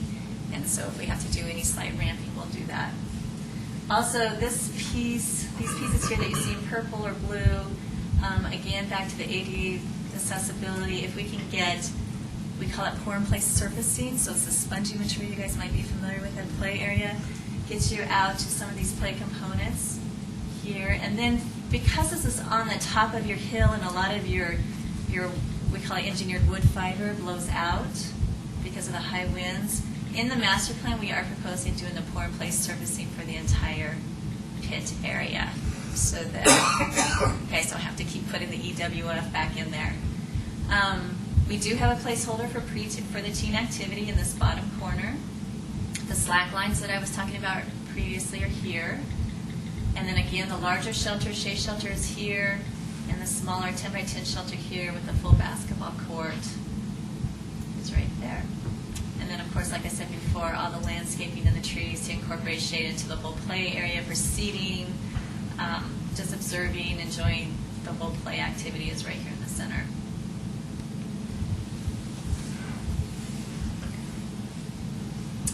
For the 2012 recommendations, I'm sorry. Yeah. Do you want to talk about this? Okay, great. Thank you. Thank you. She'll be back. And what ProStack did, and first of all, I want to thank ProStack. The committee's been working on this since January. And August, when they might expect to kick back, they've done double duty. We had 2 meetings this month to work on this. And at the last meeting on Wednesday, when we came up with a recommendation, we had all 9 members present and, in fact, voted unanimously. Our recommendation, we've identified what we feel are the elements and design configuration based on the public input and our discussion and review that meet what we believe is everyone's objective here, and that's a neighborhood park that achieves or exceeds the quality expectations and level of service consistent with our parks and recreation facilities throughout Superior. So we felt it was important to recommend a facility that, were nothing more to be added in the future, would provide the northern neighborhoods with a fully functional and desirable neighborhood park. So that was a key assumption of our recommendation, and something that could be completed within the next year. So we see that as follows. The elements that we identified for the recommendation would be the existing primary play structure, of course, with new accessibility surfacing, mining-themed climbing area with swings in the play pits that Shannon has just described, and the new playground pit, of course, with new play elements in there. The 20 by 20 themed picnic shelter and plaza with picnic tables. This would, and let me just, as an aside, this is originally, when you saw this, was up here, based on community input, neighborhood input. Neighborhood input wanted it closer to Coal Creek in the neighborhood down here, and away from the traffic on Sycamore. We moved it to the southwest. So this would be the 20 by 20 picnic shelter and picnic facilities. The wavy walk, which would be a little walk element for younger kids' bikes and so forth. The tree-lined perimeter with seating for parents and others to watch and observe the play areas. Full-size basketball court. The 10 by 10 shade structure adjacent to the basketball court, which also is adjacent to the central core. The additional entrance pathway down to Coal Creek. The teen facility, to be determined exactly what that will be, but the teen facility, and we felt it was confusing to put it on here, but in the planning process there are two other places where that could be, or in the future additionally other features could be added, but we chose to put it here for a placeholder right now. And substantially upgraded ball field with a permanent and true backstop, a skinned field, either fully skinned or along the base, surrounding the base areas. So all of that can be determined with baseball interests in determining exactly what we're going to do there. And the shed, and then this much of the Crusher Fine Trail network. So you'd have the north to south at the east end, and this meandering trail, which would be part of the ultimate full kite pattern that could eventually take that, go into that eastern end. That would be Crusher Fine. And winterizing the restrooms for year-round use, slackline posts for low rope slackline use, and the horseshoe pits. Can I ask you a question? You may. I see where you've mentioned all the Crusher Fine trails. In that pit area, that center, are the walkways concrete or are they Crusher Fine? In this, The in pit, the circle. And what we're proposing here, they are Crusher Fine, and they could eventually, in the master plan, become paved if that's what people want and future budgets allow. So that's one of those elements that this one is here. That's Crusher Fines. She was asking in the Yeah, I'm asking about what she called the pit. I'm Yes. trying to in the use her central terminology core. here. In the central core? Yes. Yes. Yeah, I'm it's all sorry. going to be concrete. That is, Concrete. okay, all right. Thank you. Originally, in the earlier plans, they were more walls, but that became separating them. But that became too costly and two other issues with that. So at this point, it ended up evolved into what you see there, the concrete paths. So it's our recommendation that, and we'll get to the costs in a minute, but it's our recommendation that this will provide the kind of facility that we've been looking for. It addresses the needs of the neighborhood as we've worked through them for the last 5 months, and we'll in the end, or in a year or so, whenever it's completed next year, if the board chooses to do that, will be a fully finished neighborhood park with all of the necessary components and a desirable feature for the town and specifically for the neighborhoods of Sagamore and original town.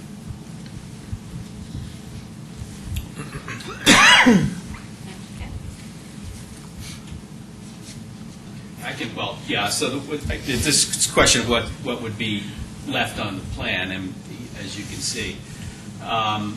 So future, and the way we looked at this is, these are additional features that are planned into the master plan that could be added at a later time. We're not saying that they need to be added now.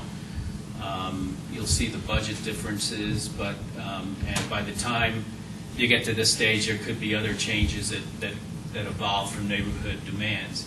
But left to be done in the site plan would be a fitness course, which would essentially be adding stations around the perimeter trail, which is a concrete trail with an inner pressure line right now existing. There would be additional landscaping and foliage eventually. There would be expanded area of the apron around the shelter, or more of a plaza would be added there, and additional seating, and what else? Oh, and then eventually you could put the neighborhood garden feature in there to be determined, and the additional completion of the trail network through the eastern end, and which would follow the railroad key route design that Shannon described. And I think it calls for that's where we make it hard surface. Right, yeah. So that would go from pressure fine to hard surface, if that's what the demand is sometime in the future. And I guess that'd be additional filling in of the poured in place surfacing to replace the existing engineered wood fiber that's in there now. Okay.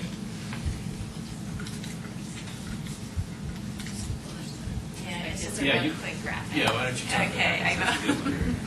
What we did is we did a real quick graphic, just to kind of give you guys an idea. We ran a section through the play area because we know there's a lot of grade change right in that area with it. But just to give you an idea, down here is the south side where the shelter is that we talked about, that south end of the site. Your existing play piece apparatus is right here at the top.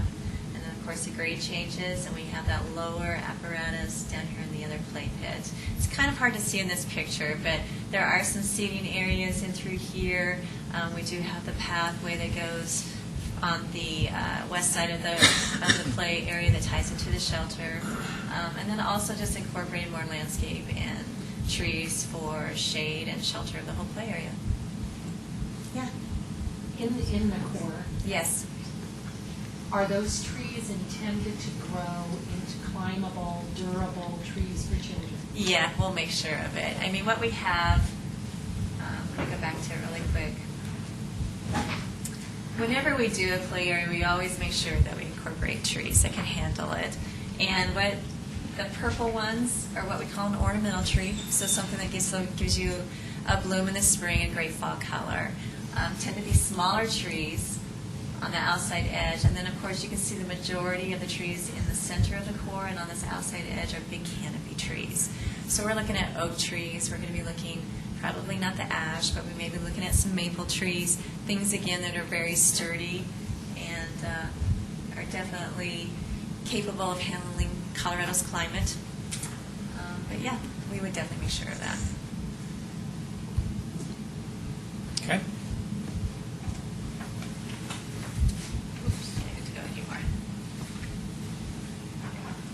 So with the more fully developed plans, staff is able to develop budgets,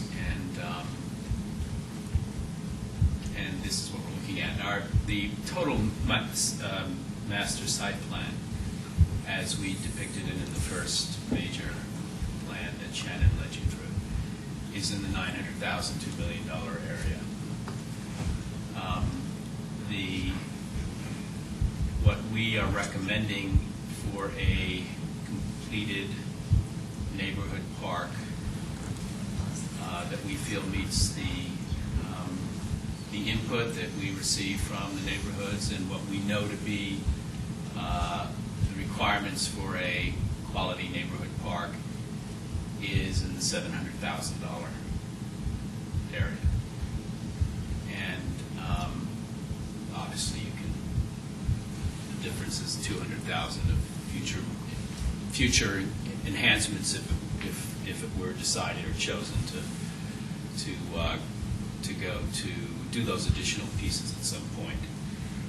But we feel at this point they're above and beyond what we were asked to get back to you with, and therefore our proposal is to go with the 2012 recommendation for funding of $700,000. Okay, thanks. Questions from, do you have more presentation? Just Sorry. one last slide, if I could just run through it quickly with you. This is sort of what would happen next normally in a process like this. And we had understanding some of the meetings that you or a portion, a subset of you would be having, the Town Board Finance Committee at the end of August, a work session, and then the first and second readings of the budget for 2012. So what that would be happening in the meantime, once that okay is given that something's in the budget, during the fourth quarter of this year, then there would be work done by staff to begin the procedure for soliciting a design firm to prepare what's called design development and then construction documents. So that gets into the more fine detail of what each of these conceptual indications are for what would go in the park site and exactly how they would fit together. And so they could get on the ground and running beginning in January 2012, because that process is really going to take probably right up through, or at least into, if not through May. And that would allow us to hit the construction season and actually start construction sometime right after May. And so it would come back to you as a consideration for the construction contract at that point. And if construction did start in sometime in May, how long would it take to completion? You know, for something like this, you're probably looking at anywhere from, I'd say about four months, maybe 5 months. It just depends. It's not a real big park, and we've worked on parks that have easily taken 6 months. But I think if you can get the contractor out there early part of May, you'd have a pretty good set in. If you go May, if you go June, July, August, September even, you'd be looking at opening the park like in October, maybe November. So hopefully before the snow flies too much. Thank you. Yeah. Okay. So, board questions, and just Trustee Hanson. I just want to make a comment, but Jim's already mentioned it, but big hats off to this group, ProStack. They've just done a phenomenal amount of work in a short period of time. And I know that we're not done yet, but just a volunteer group has just done a lot of work, and very proud of them. And, of course, Green Play's been nice to work with, too. Okay. Trustee Gross. And I've served on the board for several years now, and this has been something that I've looked forward to finally begin to see the light at the end of the tunnel, that this is going to get done right and completely, not piecemeal. So if we could envision the end of a year from now, next August, and have this park completed, that would be such a great asset to original town and really to the town of Superior. Obviously, concerns are about the budget and the finances. I mean, that's, if we can work it out, I would love to say, let's get it done. So, my concern. Trustee Skumats. So my question does revolve around the budget. I don't see any alternatives presented, which is, I understand, but sometimes we see alternatives. We have some flexibility. But the other thing is, if in that $700,000 budget, you talked about all these features or elements being conceptual and that sort of thing, and I'm just trying to suss out whether or not this budget is sort of like the minimum budget for each of those elements, and it's, you know, if we want anything other than bare bones, it's going to be more than this or that sort of thing for each of those elements. Can someone discuss that? And then, I don't know what the protocol is, but I'd love to hear from some of the other ProStack members that might be in the audience about what they might want to contribute on this.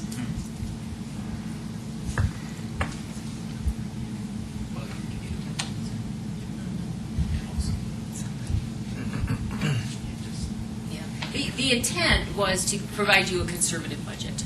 So it was not a bottom level, just the bare basics in that. It was enough to work with. The way the budget is constructed, however, it looks at the whole concept and all of the different parts and pieces that went in it. So there are numbers that are looked at for each of the individual pieces, and it includes all of the pieces, including construction costs and some of the design costs, and all of that is wrapped in there, and a little bit of contingency is in there as well. It's something, though, that within that dollar amount, there may be some things that, because of what's really desired, may go up a little bit, others that may come down. But we feel that the dollar amount that is in there for what was presented to you is a conservative budget, and that there would be ample room to move within that to provide and complete the pieces that are laid out there. Trustee Williams. I also want to see a member from ProStack come up and speak on this whenever they're ready. But I will ask you another question. Does the town qualify in this project for any outside funds or GOCO grants or anything like that? Yeah, we think this project is likely eligible for, it is eligible for GOCO funding, and it would have to go through a submission process, which I think there is a cycle that starts probably to be submitted in the early part of next year, February, and then get results in June. But I would like Martin to speak on that question with regard to GOCO. Sure, Martin Toth, town staff. So as the board will recall, the experience that we had last year with the three parks budget cycle was that we had a submittal date at the beginning of the year in that first quarter, and then didn't hear about the result of the grant application until that June, middle part of that June. So that would put us back a little bit in terms of not being able to invest in any portion of that project that could potentially be reimbursed through GOCO funds until after that decision is reached. So with the 4 to 5 month construction timeline, there would be a little bit of a lag. So if the board was interested in pursuing this project and wanted to go ahead and appropriate it for next year to be considered for reimbursement of design costs, it would have to wait until the middle part of June in order to execute a contract to start that process. If the board wanted to not have the design costs potentially be reimbursed as part of the grant process, then it could be excluded, and then construction could potentially start next year and follow the timeline that Shannon described. So if that makes sense. So, and what's the maximum budget for GOCO? $300,000 would be the maximum. So I wanted him to speak to that, because if we go down that path, there could be a delay as far as when construction starts and when we complete the project, just so you're aware. Can you break down design costs versus construction costs and materials costs? What portion of that 700 to 1 million? Like most projects, typically 10% of the overall construction costs would be required for design. And I think the expectation here is this would be similar. So did I hear you or interpret you correctly? If we are willing to absorb $70,000 to $100,000 of design costs, we can proceed on schedule, put the grant application in, and then potentially win an award, a grant for the rest of the portion. Up to 300. Up to 300,000. Up to 300. What do you anticipate it would really be? 300,000 or less? The true construction costs? No, the GOCO grant. Oh, we apply for as much as possible, yeah. You'd shoot for the moon. So along these lines of costing out, so the next step you discussed, but obviously we need to start fine-tuning what these structures look like and costing each individual element. Would that occur after the design process, or would you have something to do up front? What would be your plan along those lines? Well, we want to work with the design firm to put together the next stage, the next level, as I think Chris detailed when she went over the next steps. The design development and construction documents would include a breakdown of what the individual pieces would cost, by phase and by area. There'd be site amenities, there'd be the ball field cost, basketball court cost, lump them all together, and it would be in a coherent spreadsheet with a total at the bottom. And the structures, though, that hasn't been, the design of the structures, I think I heard, haven't been designed, and that could be, there could be a delta of 100%, right? If you want prefab thing that you put up, that's going to be one price, and if you wanted specific architectural mining theme structure that would be, custom, I assume that that's a different dollar figure, right? A little bit, sure. As you heard Chris and Shannon describe, there's that you can get some real expensive pieces in one area, maybe do a little bit less in another area. So there would be some trade-offs there, definitely. And so the process along that line, I assume that would happen before the construction documents, or the manager is leaning forward to the mic, so it seems like you have thought about this.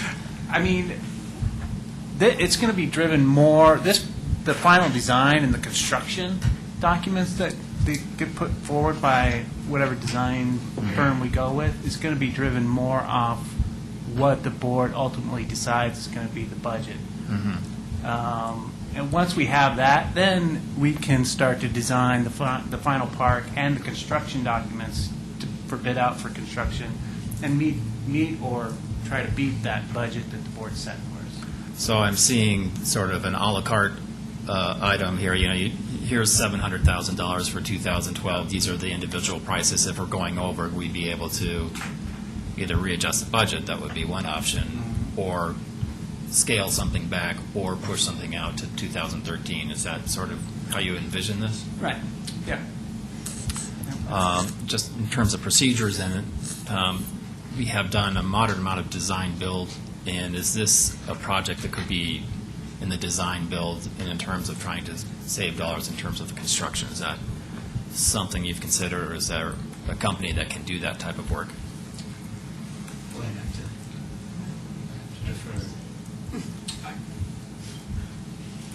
And you don't have to answer that. Yeah, don't have to design answer that question tonight. But in terms, there's one way of doing this, the old-fashioned way.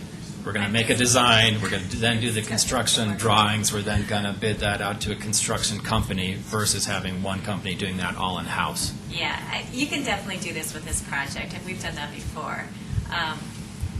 It's a lot of going back and forth. So the timing that we talked about before to do the drawings plus do the construction, having those two entities work together may push it out a little bit farther because you're both working together and there's a lot of going back and forth. Not that that's a bad thing necessarily, but it does add to the schedule, I guess, a little bit more versus just being able to get the drawings out and get them out to basically a bid set of drawings so that the contractor can bid on it by. And our goal, like I told Chris before, our goal would be to get those drawings out there the first hit of spring, like in May, because your chances of getting good bids in are the best at that time because everybody's out there ready to bid on work. They're a little bit more competitive, especially in this market, the first part of spring, because they want to get their work figured out for the rest of the summer into the fall. So our goal is really to try and get that done. But to answer your question, yes, there's always a way we can get it to figure work out for you. Okay, thanks. Yeah. In terms of the fields, then, we have turf in the western section where the ball field would be, and sort of more, not really native grass, but a different type of grass out there. Are you anticipating that that's going to turn into bluegrass turf, or is that going to stay the same turf that's in there right now? The eastern section. Yeah, it's irrigated now, if I understand, from Correct. to Allen, right? It actually looked great out there this spring because of all the rain that we had. And I know he said before native seed, and I believe he told me too that he was overseeding with the bluegrass seed. So he was kind of doing a mixture of the two. But our goal would be probably to go with the bluegrass. Yes. We never really talked about that too much in detail, but yeah, that would be our goal. But the whole field, I assume the whole park would basically look like a similar grass as opposed to trying to, okay. Yeah. Very good, thanks. Yeah. So another dollar question. Remington Homes is going to be out that direction. They'll have a cash in lieu of parks? They do for parks. They have a cash in lieu that they pay with each building permit that they pull. And I forget the exact dollar amount, but it's for the 53 units that are proposed, it's somewhere around $150,000, I think, towards parks. And it could be this park, it could be, we could put it aside for a future park, but that's the dollar amount from Remington. Okay. And I promise I just have a few more. So Coal Creek Drive is going to be realigned Right, yep. with the development of Remington Homes. So I don't know if the sidewalks are then going to move because of that, or i.e. farther south, or the hardscape that's in there right now would stay the same. Does anybody have a thought about that? I don't think you changed anything.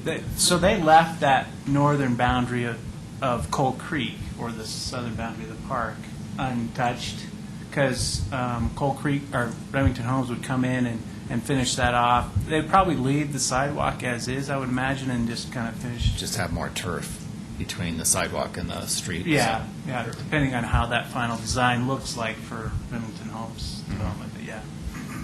Okay. With maybe some parking on that. We could maybe even get parking on that side. Okay, thanks. Those were my questions. Trustee Kirkos? So, Martin, I think I would definitely go after the GOCO grant and maybe exclude the design portion of it, just so we can stay on track and start in May if that's possible. If that makes the most sense.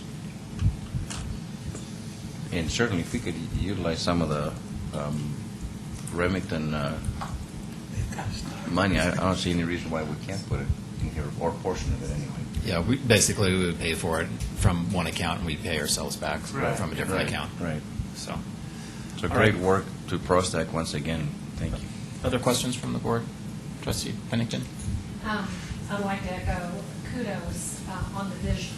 Obviously, there's hard work behind it, but I'm feeling the vision, and you've been effective in articulating that. It's cohesive, it's coherent, and so congratulations on that. I love the minded thing for obvious reasons. A couple questions. On the perimeter of the outfield, are we fencing, or are we delineating in any way?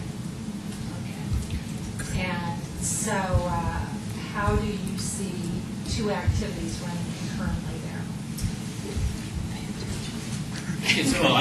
Go ahead.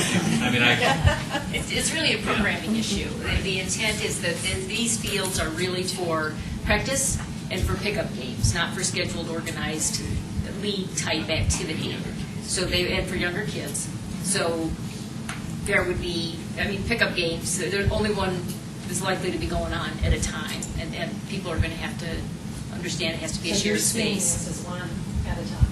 Yeah, because Yeah. I have the problem with spatial things, and I'm sitting there wondering if we could fit two activities, one at the ball field, of course, and one running north and south, and you don't see that.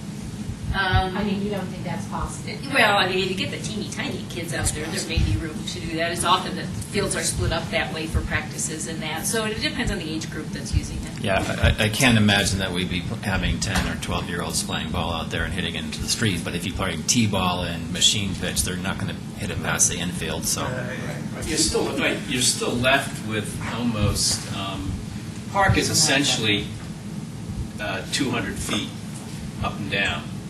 And so you're essentially left with nearly a 170 to 200 foot wide field right by 200 feet right in there. Mm-hmm. So there should be plenty of room to have. Right now the groups, you take the one group we know that uses it most thoroughly, the ultimate frisbee. They'll divide it up and have two complete games going on and at the same time, but there shouldn't be any reason why you couldn't have adequate use of that multi-purpose field to the east. And it's one of those things that if you decided that the T-ballers were packing on the pounds and heading into the outfield, then you could put a fence in down the road if you absolutely had to. Steroids have been banned. Right. Yeah, but there is a concern, we had the concern expressed last week about the scheduled versus non-scheduled, and some of the unintended consequences of non-scheduled. One would be that we do get the bigger kids out there practicing baseball, at which point we do have the home run hitters coming in, and we do have a safety issue emerging. So note to self, I guess, is we've really got to address that. And, it doesn't have to be scheduled, but perhaps there's a signboard there that says this is intended for practice children under this height or under this girth, or, something to address that issue so we don't have coaches who are struggling to find space to play saying, hey, 12-year-olds come out here. That's real, Little League World Series age. So then we have a problem. Just a couple of things. I brought this up at a couple of other meetings. I think the existing playground equipment out there is boring and lackluster and outdated. And personally, I hate to have this vision tarnished by old, boring stuff. And as I interpreted it, that's what this is premised on. Likewise, I am a bit critical of the existing placement of the trees. There doesn't seem to be sort of a broad landscape plan in place for the way we position the trees thus far, except keep them on the perimeter. And I would hope that when we're looking to create a showcase here, that we are open to moving some of those trees, to create clusters of trees and finish it off. I don't want it to sort of fail on a couple of points that we took as givens, and they don't necessarily have to be that. So I had two other questions. We will have public comment, I promise. But so my two questions are operational costs. Has that been figured into this? Winterizing seems like that might be an operational cost. Any idea how much this would go for?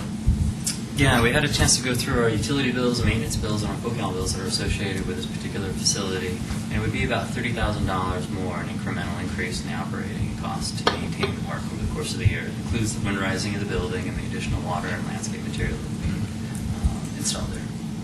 Okay. And my other one is, you said 60 feet in terms of baselines. That's 45 is sort of a little guy's baseline, so I don't. 60 feet is 60 is it.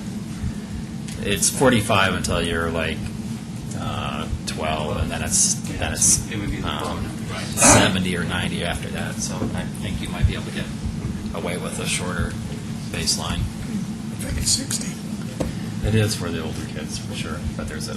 I go 60, 90, that's what I always thought. Yeah, well, either way. So unless there's additional board questions, Trustee Williams, then we'll have public comment. I also wanted to give great kudos to everyone involved in getting this off the ground and designing it and having this great vision. And I absolutely see using this and can't wait till it's completed.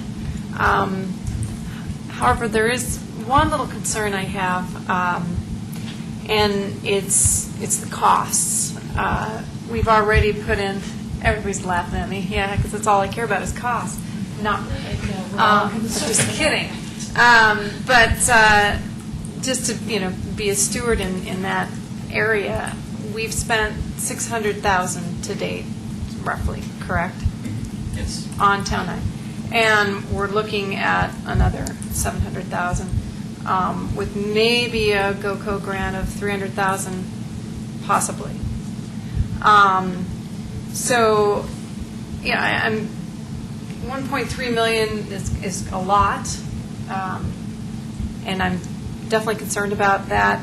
I'm wondering if we can do this over 2 years, and if we could maybe reduce it just a little so that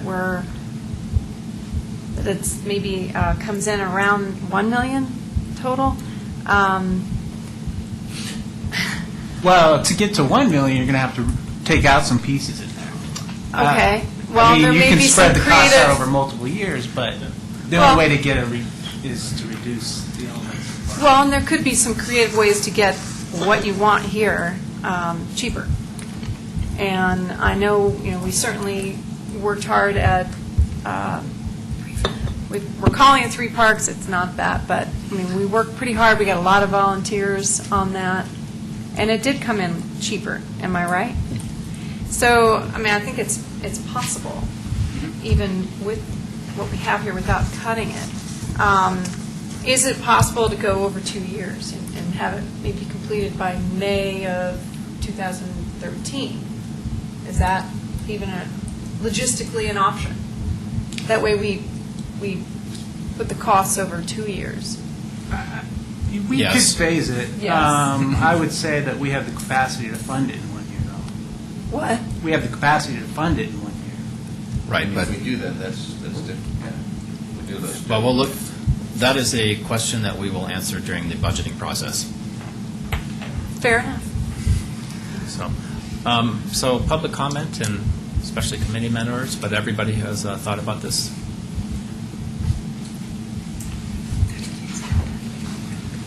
Ballfield, George.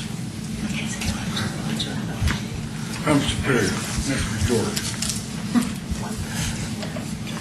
I'm having a hard time understanding we're going to have a ballpark there that we practice only on. We're putting a lot of money into that. It seems like if I went out there and practiced with kids day after day like I've done for 16 years, I'd sure want a place to play at home. I don't think I would just go out to practice and not have a place to play. I'd play like hockey and no stick. I agree, George. Tonight, we're not going to be talking about the programming Okay. of it. I mean, That's from my- my perspective, that's my I personal totally opinion. agree I with mean, you. Just something to think about. Absolutely. I think there's probably a little problems there with having a baseball hitting somebody in the head, and that has happened a lot of times, even in a regular ballpark, not just mixing the two. Yep. So give us some thought, will you, please? Absolutely. Like I say, if I practice, I want a place to play home. I want to schedule games. I don't want just to practice. I mean, practice makes perfect, but you got to have a perfect place to play. Very nice. Very wise.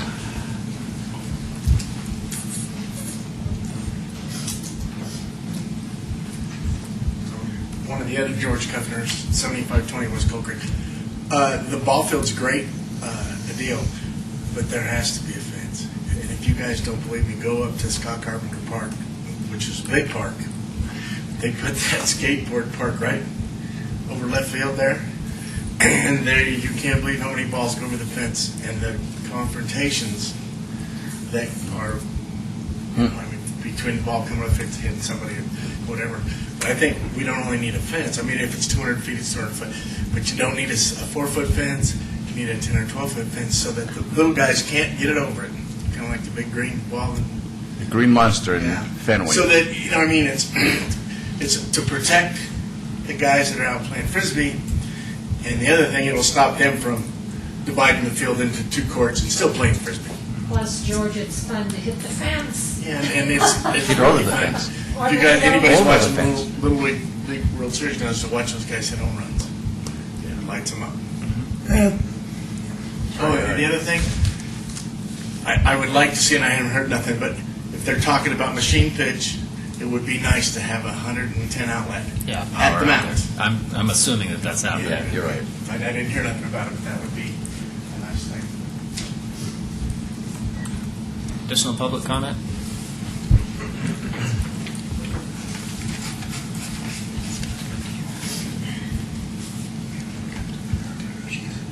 Daryl McCool, 312 West Cold Creek, Superior. Funding, I know you guys were worried about funding. This is a piece of Sora. It was considered blighted area. It was a gift to the town. Are there monies there that could be applied to it as well? I'd hate to see this keep going and going. I know we don't want to do it piecemeal anymore, so saying let's split it up and do it over a couple of years just doesn't make any sense. This was in the 2001 comp plan as a priority, a high priority to have a park on this side of town, and it's now 2011. Some of the $600,000 that Deborah you're speaking about are the sidewalk that goes around it.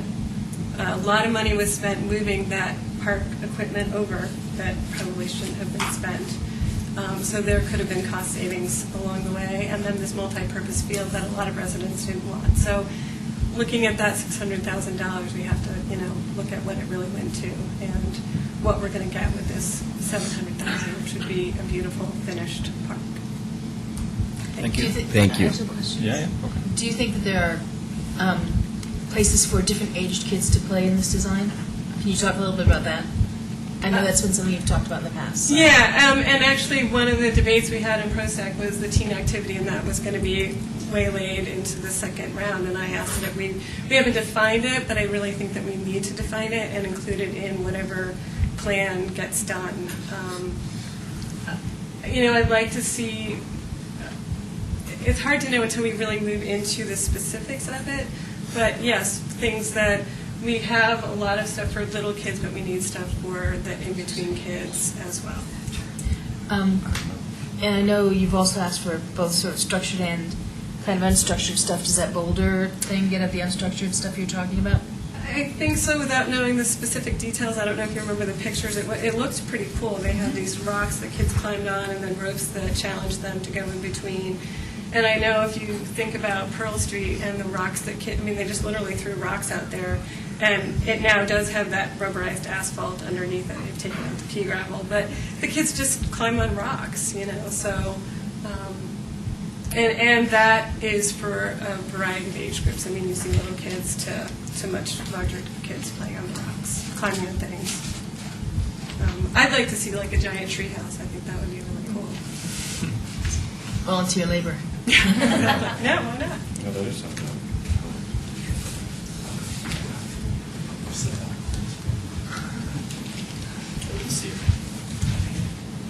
Hello, I'm Aaron Outwell, 1522 Snapdragon. I'm on ProStack.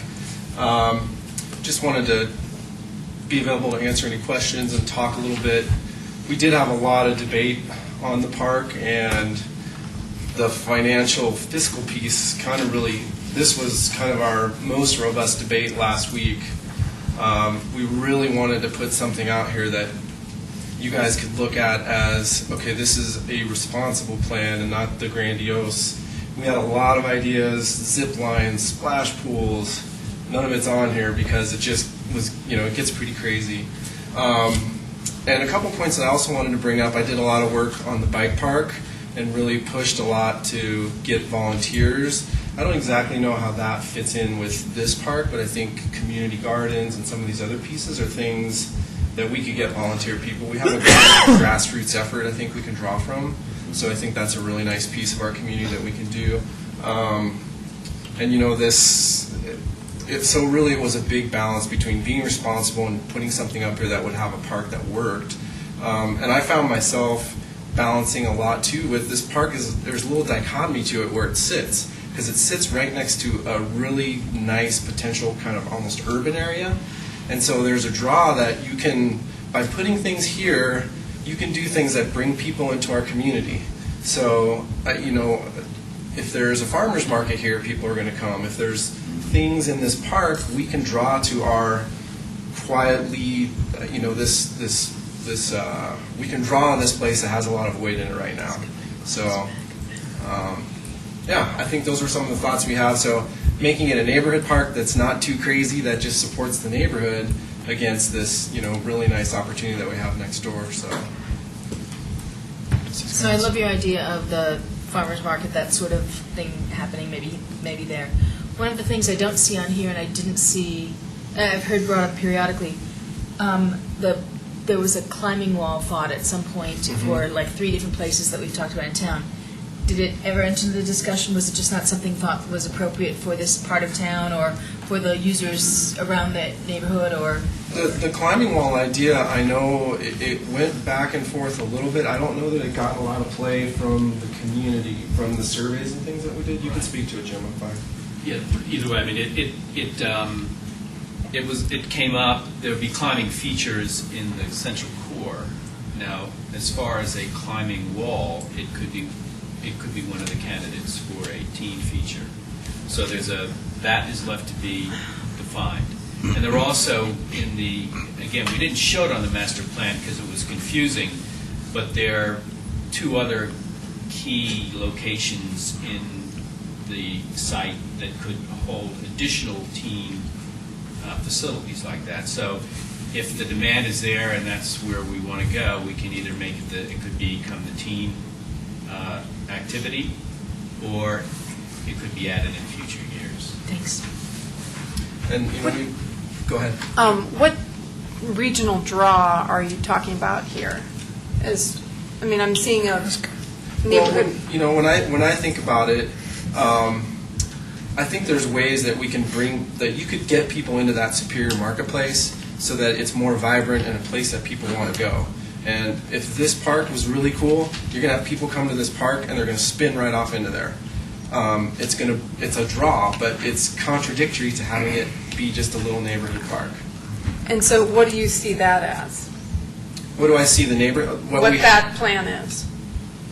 I think this full bore plan gets us much closer to having that draw that brings people into our community. I think people would want to come, and it gives you that little extra feeder, that draws people in. And it's so close to the potential for merchants that, I think it's a very wise choice. We talked about across the way where you might have this fountain up at the top. That could be a splash pool that's put in by the actual landowner on the other side. And, if you go around and look at these splash pools, there's always kids running around and, people are enjoying them. So I think it has that potential, but we were balancing it with the neighborhood piece.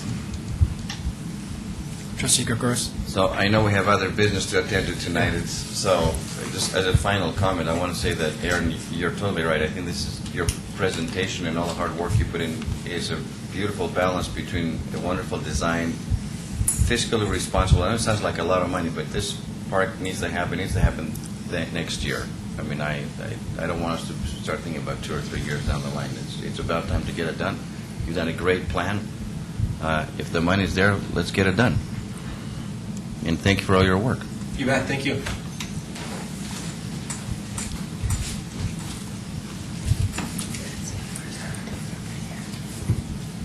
John Nyberg, 1514 Waldona Way. I just really quickly wanted to mention and sort of go off what Daryl was saying, that the comp plan in 2001 called for something to happen here. I started on ProStack back in 2003, actually. So it's a long time in coming, actually. It's nice to finally get up here and see this. And it took a couple of years to get the master plan, the Parks and Rec master plan out, and it seemed like every year we would have these lists of priorities, and we'd work on them and try and come up, and Town 9 was always there. And it's just been a long time, and it's great to see this. And of all the plans that I've seen put forward for this site, including the very original one that came out in the comp plan, this is really the best. It's the best thought out. It has the most public input. Has the most work from ProStack. Denigrate the other ProStack members from the past, of course, but it's really nice. Although I'd like to make just one minor observation that I made that I think might be a complication, and we discussed it, but it's sort of it's here now, and that is the location of the picnic shelter. And I've actually taken my kids here and gone sledding. It's a big hill. We sledded down the hill. They've actually gone almost all the way to the sidewalk. So you can get that much speed going down that hill. It's sort of tall. And if, as a parent, looking over where the existing center children's play park, the children's play area is now, that goes up the hill, and then down on the opposite side is one of those pits. You wouldn't be able to see your kids there if you're having lunch or having a picnic or something like that. Of course, you could walk around and sit in the nice benches that will be there. So anyway, I think one idea is to think about maybe all other areas that might fit. Wouldn't really change the cost at all, assuming that there wasn't any grading or anything like that. But I just wanted to bring that up. Trustee Pennington and Trustee Schoenmetz, sorry. We all have opinions and ideas, and based, I think, sometimes on the age of our own children. Mine are in their 20s. And when I look at the teen features, I'm looking at the slack line, the unnamed one, and the basketball court. And my angle would be that the teens probably don't want to hang anywhere near the tiny kids. And so I'd probably cluster those in sort of this cool teen area, to where we actually do attract groups of teens to the teen area, and thereby sort of make it a little bit maybe not so much generational as the age span. I love George's idea about actually playing games there, because I think that's community building. I'd love to pull over my lawn chair and watch, these, let's say, kids play a ball game. I love to do that on Saturday, weekend night, weekday nights, et cetera, so, but I wanted to address this $600,000 number because it keeps being thrown out there. It's always this elephant, and I perceive that as over and over. I perceive it as sums can't be controlled anymore, and I'm looking for the incremental impact that whatever budget can have, and I certainly think this incremental impact of $700,000 transforms this, and it finishes it, and I think it's just very well spent in that regard. Trustees' comments? So I saw the process that you all went through in getting to this design, which is a very attractive design to me and others who don't necessarily live there, and I know that you tried to reach out to residents from the neighborhoods most closely affected by this. Can you talk a little bit to how many of those neighbors were actually involved? Because some of the meetings, yes, we had the outreach, but maybe so many people didn't show up, and so do you have any sense of that?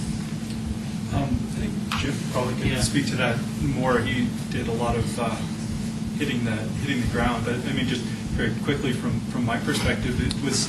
I mean, it's hard to get people to show up. It really is. I get that. Yes. And there are some people that showed up to every meeting, a small number of them, and a lot of the meetings sort of had a different group each time, and so there was always, it was sort of nice that way actually, because although there was sort of some of the ideas kept showing up over and over again, somebody new would just come in and say, why don't we do this, or have you thought about that? And so it was nice. So I think in the overall numbers, and I think Jim, how many? Yeah, I mean, actually, I think you described it well.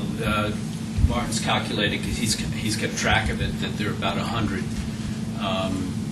individual points of contact now. But John's right. It was not a room full of people, and then we came back and it was the same people.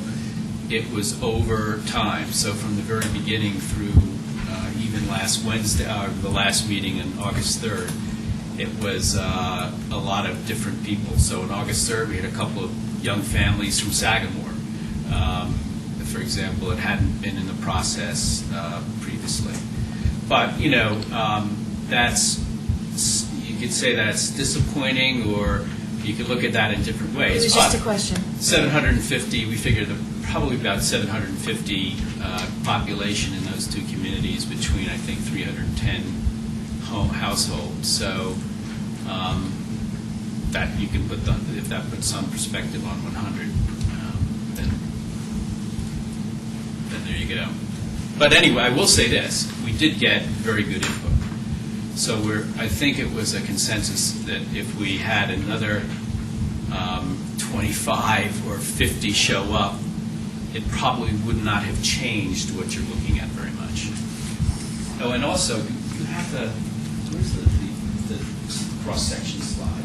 Go forward a little bit. Which is? Yeah. Oh, the other way. Oops. Yeah. Okay. Just to show what John was saying, you'll see it here. There was a lot of debate. We had and what you've seen previously, had the bigger shelter up on the north end, closer to Sycamore. And that was something that was debated all the way through, and there was difference in the neighborhood input on that. But the preponderance of the neighborhood input said, let's put it closer to Coal Creek, away from the traffic on Sycamore. The disadvantage of that is that you have longer to walk if you're bringing food or something to the picnic area from your car. And but the other issue is that it does keep it at a low point rather than a high point. And I do have some concerns about that, but that's not something we need to resolve tonight, obviously. So it could end up going back into another position. Trustee Sterling? Yeah, I think I've been one of the trustees that has supported moving forward and getting this park done. And I still stand there, and I like this plan, some of the details we're talking about, really, we're designing here as we sit, and that's not what we should be doing. That comes later. Same with whether the ball field's good enough for 10-year-olds to play games on or not. That would be nice. Hopefully it works that way. As far as the sunken money in the field, in the park already, I feel that's partially a function of having done this in a piecemeal manner over the past years, and some of that money was not sunk well, and some of it. So obviously we have to be responsible in our budget process, and we'll look hard at it. But I'd like to see us find the money to get what you're asking for and get it done this year. That's where I feel, and I like the product you guys have brought forward, and it's obviously the result of a lot of good, hard effort. And I have to say, I don't think I've seen as great an effort in reaching out and seeking residential opinion on something as has transpired here, including your door-to-door processes. And I commend all of you and Trustee Hansen for all of that process. So this is a great start, and hopefully the step towards finishing. Yeah, very good. So, yes, thanks to everybody involved. Great process, great presentation. Looking forward to some component of this moving forward in some aspect, and we'll see what the budget looks like. Just a thought, though, so GoCode's twice a year. Can we get into the end of this year? No, that's... Is that now? Yeah. It's right now. Yeah, that's right now. What's it do? Okay. Well, I will be looking forward to that budgetary discussion. All right. Anything else about this issue? Then that brings us, thank you once again, appreciate it. Brings us to item number 7, which is the consent agenda, and we're just running an hour behind. So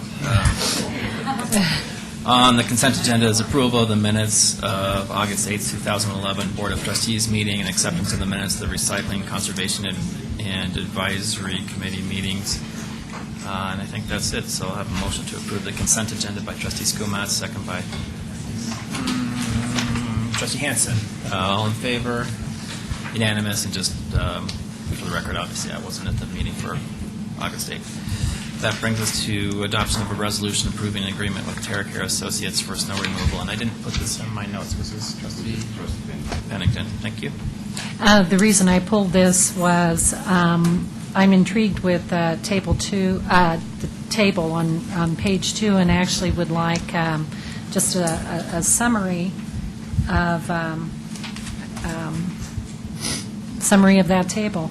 I'm seeing route miles driven, about half the level in 2010-11, then in 08-09.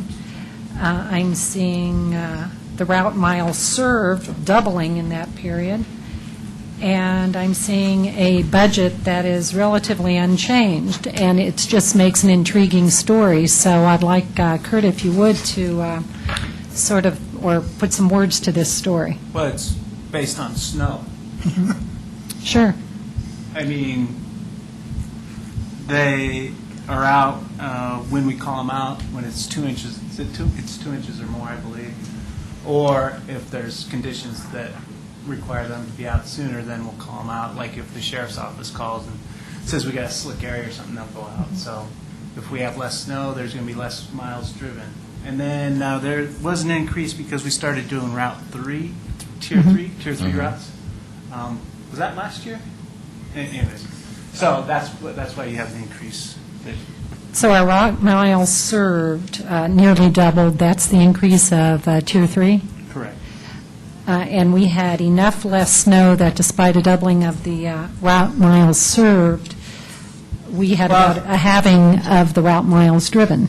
Part of that Tier 3 discussion was the contractor, but also our own internal staff was helping to serve those Tier 3 routes. What year was that? It's either the year before last or last. Yeah, so the 2009-2010 season. Yeah. Well, respectfully, if that's the case, then I wouldn't those as additional route miles served in this TerraCare analysis if our staff is doing Well, it wasn't, them. yeah, I mean, it wasn't entirely our staff, but, I mean. I'm hearing what you're saying, but I just think it's an intriguing story here. Sure. And I mean, what is our base cost that we pay to TerraCare, whether or not it snows an inch, I guess? 171,906. Yeah. I was going to say And- 175. And some years we get an incredible bargain, and other years Right. we don't. It's an insurance policy. Sure. We have to have it. I agree with that. But it did make I do a lot of data analysis, and it made an intriguing story, so I thought it was worth Yeah, bringing up. last year was interesting. The mountains got pounded, but we didn't see a whole bunch of it. That's the way it should be. Drive to it if you want it. Can I point out a huge misprint in the chart that has the companies and the total fees that the companies are all, the bids? It says total monthly fee. I think that's total yearly fee. Right. Yeah. It's a pretty expensive. That would be It's a big expensive misprint. monthly fee, yes. I Sorry really about wanted that. to clarify that. I don't know how many times I before we looked at that move chart, forward. and I didn't. Because that's an know old it's chart, I just like think, too. That's been around for a while. Right. That's Yeah. And then if That would nobody... not be a good deal. Yeah, if nobody else has any interest in this chart, the second reason I brought this up is, it's no secret to any of us here on the board that the snow removal contract is a contentious issue in this town, and one that needs really serious consideration. So I'm putting out a plea that next year's RFPs go out early, that it's a completely transparent process, that it's put on the board's agenda well in advance of a decision having to be rendered. Sometimes we wait, for example, to August or September to approve these things when we've got the snow season coming at us. And I would just respectfully request that we put this on the docket quite early so that we can have a full and thorough discussion of it. That's I will do. Okay. Any other board questions or comments? Public comment regarding this issue? Seeing none, I'll entertain a motion. Trustee Williams? Oh, sorry. I'd like to make a motion. Hold on. I'd like to make a motion for resolution number R-28, Series 2011, a resolution of the Board of Trustees of the Town of Superior, renewing an agreement with TerraCare Associates for snow and ice control services. Motion by Trustee Williams. Is there a second? Trustee Squimax, further discussion? Seeing none. Phyllis?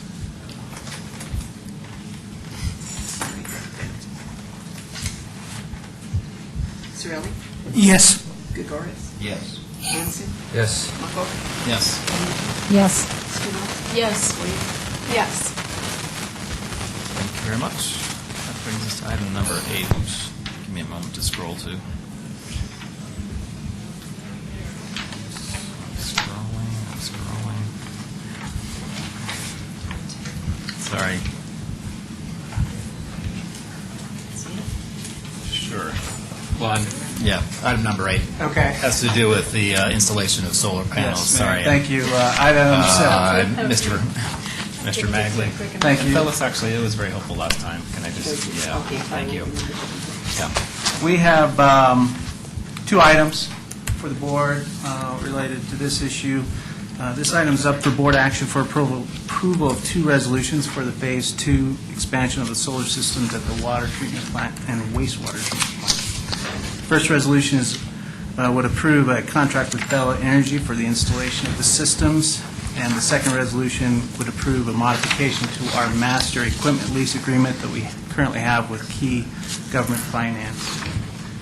In 2010, the town installed a 99.75 kilowatt photovoltaic system at the water treatment plant and another 99.75 kilowatt solar system at the wastewater treatment plant.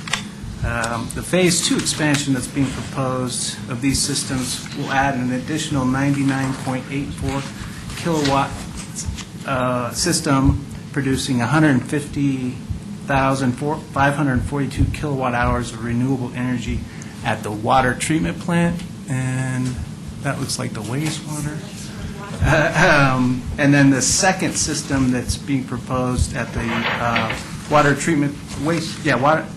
treatment plant is 87.36 kilowatts in size and would produce 131 kilowatt hours of renewable energy.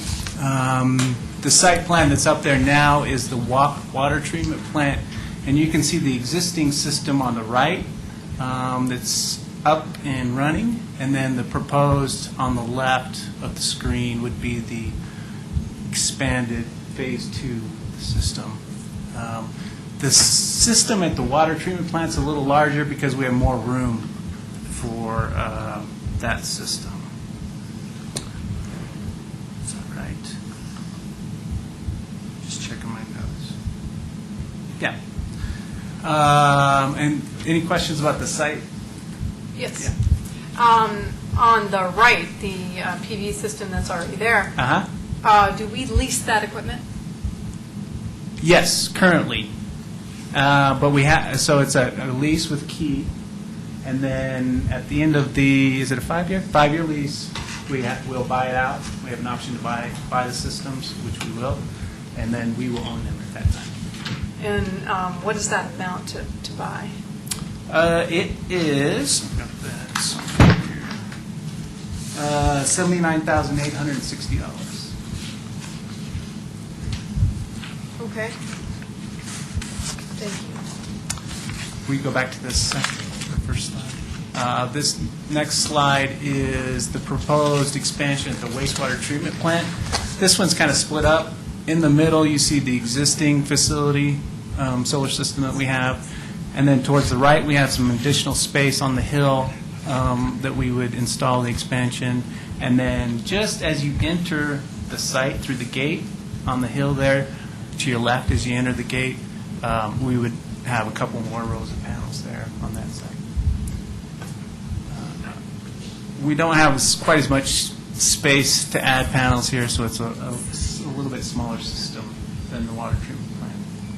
I don't know if I missed this or not, but is this the last solar installation at the wastewater treatment plant? Unless we put something on the buildings, it would be, because we just don't have the land for anything else there. Francisco Mats? I just wondered about visibility from the road, from houses, et cetera. Yeah, because of the slope of the hill, the visibility from Saddlebrook residents is pretty minimal. The most they might see is those two just as you enter the gate there. Thanks. And then the ones towards the mall, you can see from the road. But those are mainly for those that are coming and going from the mall. They would be able to see those. Okay. Let's see. The panels that are being proposed have a 25-year warranty. The racking system that we'd be using has a 10-year warranty. The inverters will have a 15-year warranty, and the installation by Bella has a 10-year warranty on the workmanship. The project would have a deadline completion of December 21st. The price of the two systems combined is $743,833. The modified lease with Key calls for an 8-year lease with a monthly lease payment of $5,950 a month with a one-time buyout payment after the 8th year of $74,383. This takes into consideration that Key would receive the 30% federal tax credit that they'd be going after, which they also did for the first phase solar systems. Projected annual electrical savings or displacement to the town from the two systems is projected to be $14,109 annually, with projected revenue from Excel renewable energy credits of $36,684 annually. And we project in the return of investment of 14 years. It's a little different than what you had in your packet, and Paul can speak to that. with the positive revenue generated from the two systems to the town over the 25-year lifespan of $409,422. Paul's here to answer, actually, Paul, why don't you come up and give an update? He's got some updated information on the performer, and then Jeff Altman with Bella Energy is here as well to answer any questions you might have. So along those lines, just in terms of the financial calculation, the return on investment, does that assume that the electrical displacement cost is fixed at the current level, or does that estimate some sort of escalation in price? Mayor Paul Mills, town staff. Specifically answer your question, it is, this entire fiscal pro forma assumes year one, essentially savings. And the displacement cost, for example, is at 5 cents a kilowatt hour, and that could change. So the financial model that you've done, though, assumes that it's the 5 cents or per kilowatt hour without escalation in what Excel might be charging in the future? That is correct, Mayor. Okay, so potentially this payback would be better than... Thank you. It's conservative because if they double that cost, then the payback would be quicker, presumably? Presumably, in as much as the expenses associated with this particular system are pretty much fixed between maintenance costs, which we have a contract for, some slight increase in insurance expenses, as well as the lease payment being fixed. And the rec credits are guaranteed through how many years?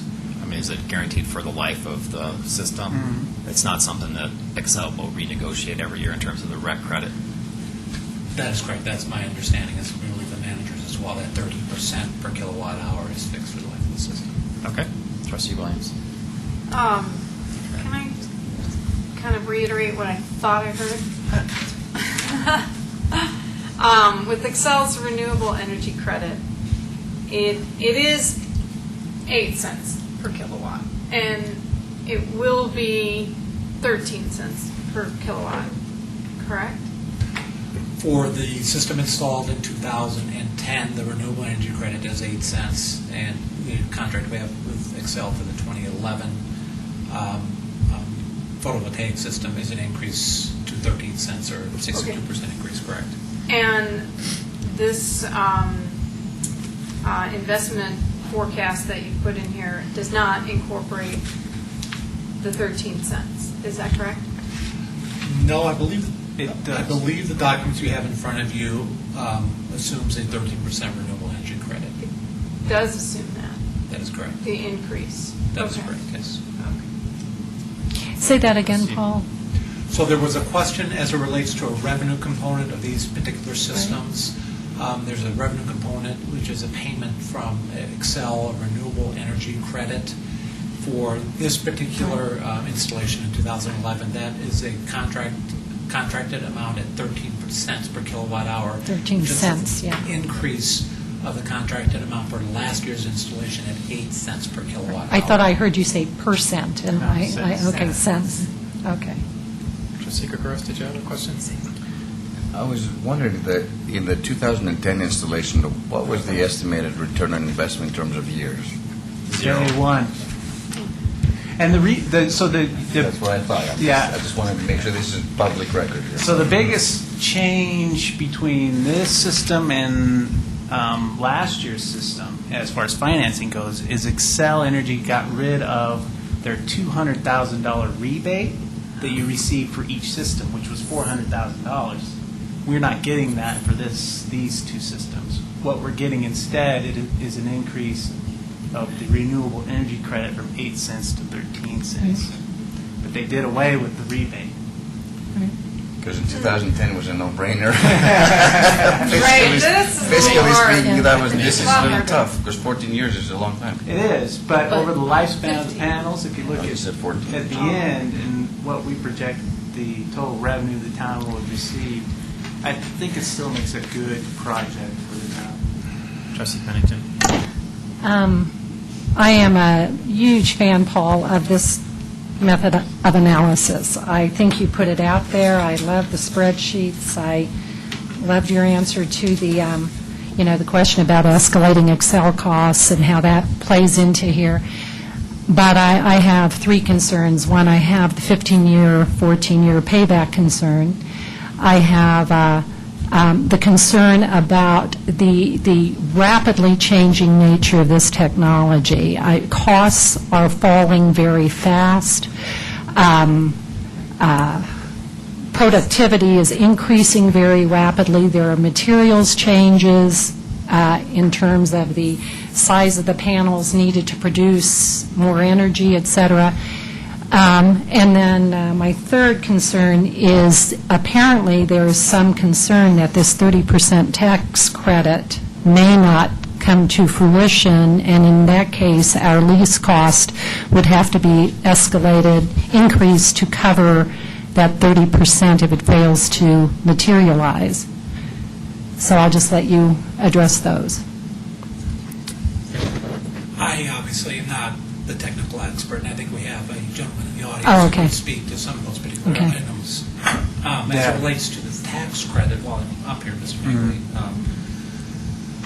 there is a provision in the contract, in this contract with Key, as there was a provision in last year's contract, that if, in fact, the 30% tax credit is not realized, then there would be a different financing mechanism. We have nothing that would lead us to believe that Key is not going to be able to take advantage of that 30% tax credit. That was just a provision put in the contract, similar to the provision put in last year's contract.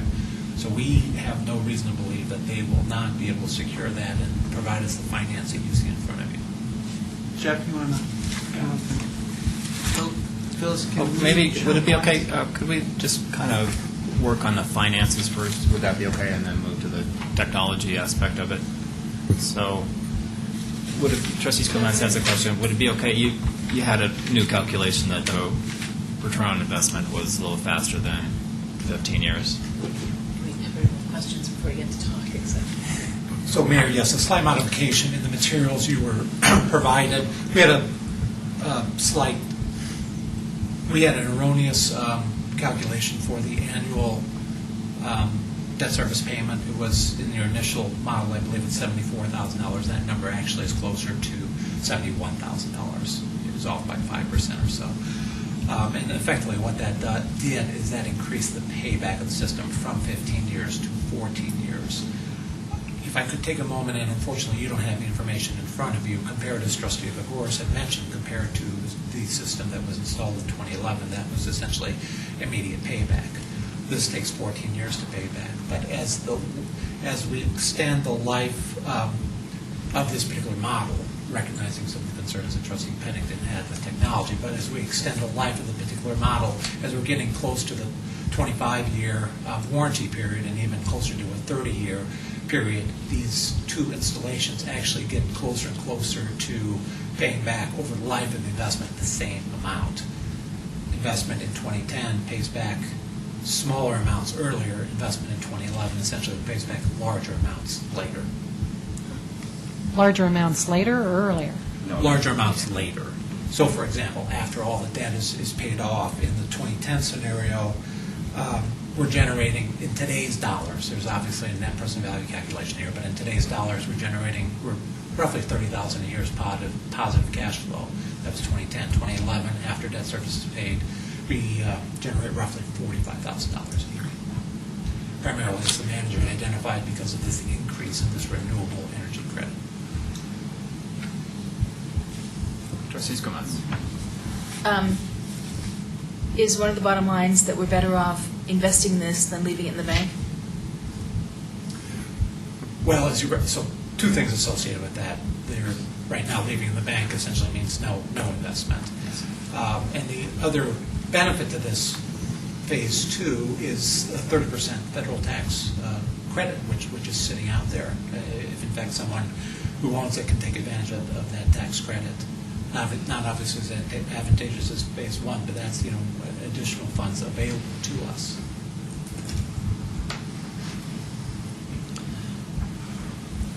Okay, maybe we should move on to technology then. And in the meantime, before we have our technology person come and speaking to us about solar panels, how's our current solar panels operating? So They are meeting the renewable energy credit projections and production, both. Is there any negative at all out there we should be aware of? No, Okay. And what's the lifespan of them? 25 years. And the same with the ones that we were going to be putting in for phase two? Yep, correct. And is there any maintenance that is, occurs over that 25 years? No, I mean, other than, maybe somebody having to go out and wash them off, but the ones we've had up on the buildings and out at the site, we haven't had to have anybody go out and do any maintenance or repairs to them. The inverter, right? Yeah, we have inverter replacement costs built into our financial model, but other than the replacement of inverters, maintenance cost is minimal. Okay. So is anybody in the audience able to speak to how the future of solar panels? Jeff? Anybody? Jeff Altman, Bell Energy in Louisville. So, yeah. I just have for those of us who are technologically challenged, I ask an elementary question. Is there any benefit to, projecting the future, to wait for 5 years in terms of costs, new development? Would it make more sense for the town to wait and, I don't know. Sure, fair enough. Good question. That's not a technology question, that's a finance question. But it's also technology. It's a Will change technology. in the next 5 years enough to make it cost-effective for us. Actually, technology doesn't change very fast. Trustee Pennington, you had mentioned that it's changing dramatically. The technology hasn't changed at all, hardly, in quite a few years. It moves forward a little bit. At a time, you might get 0.5% of better production per year, but pretty much the solar panels we're talking about in our world are around 19% efficiency. And over the last, these numbers are off the top of my head, it's maybe gone up 3% in the last few years. There's limits of the technology. What has happened is that some of the prices of raw materials have dropped, which have brought the cost down. In fact, this system is considerably less expensive than the original system that we proposed. But the other way to look at this for the technologically challenged is a kilowatt hour of production is a kilowatt hour of production, whether it comes from burning wood, coal, or from solar energy. And so the solar panels that'll be still working 25, 30 years from now will still produce power, and a kilowatt hour will be worth whatever the market rate is for a kilowatt hour at that time. And you have a very conservative projection here. In the last 5 years, Xcel has raised electricity rates 21%.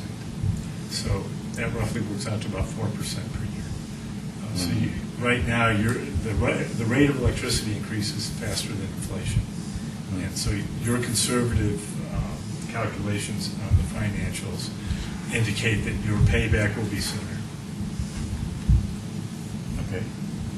Thank you. Okay. Other questions? All right. I sent the manager some questions earlier in the day that maybe I'll just run through, and I thank you very much for going through that. So I wanted to see what would be competitive, and we had talked about LED light installation on light poles and how that competes with that, and it sounds like it's not competitive at all. No, simply because the cost would be entirely the town's. I don't think Xcel plans on changing those light bulbs out, and so the amount of energy saved and the cost associated with the payback is years and years. So along those lines, it's usually more cost-effective to save on the energy that we're using compared to, purchasing more energy, or even if you're doing it efficiently. Do you see opportunities for additional electric? I think we're talking about some changes in the pumps and the wastewater treatment plant. Yeah. Any other opportunities? There's potentially some building improvements that we're looking into, other than the plants. The plants and the motors are a big one, especially at the wastewater treatment plant, because it's our largest consumer of electricity, the wastewater treatment plant. So there's some good opportunities there, but, I mean, we have heating and air in our buildings that, are 10-plus years old that have potential for savings. We still have lighting throughout the community that we could do, not street lighting, but tennis court lighting and those types of things, lighting in the parks that we might be able to do.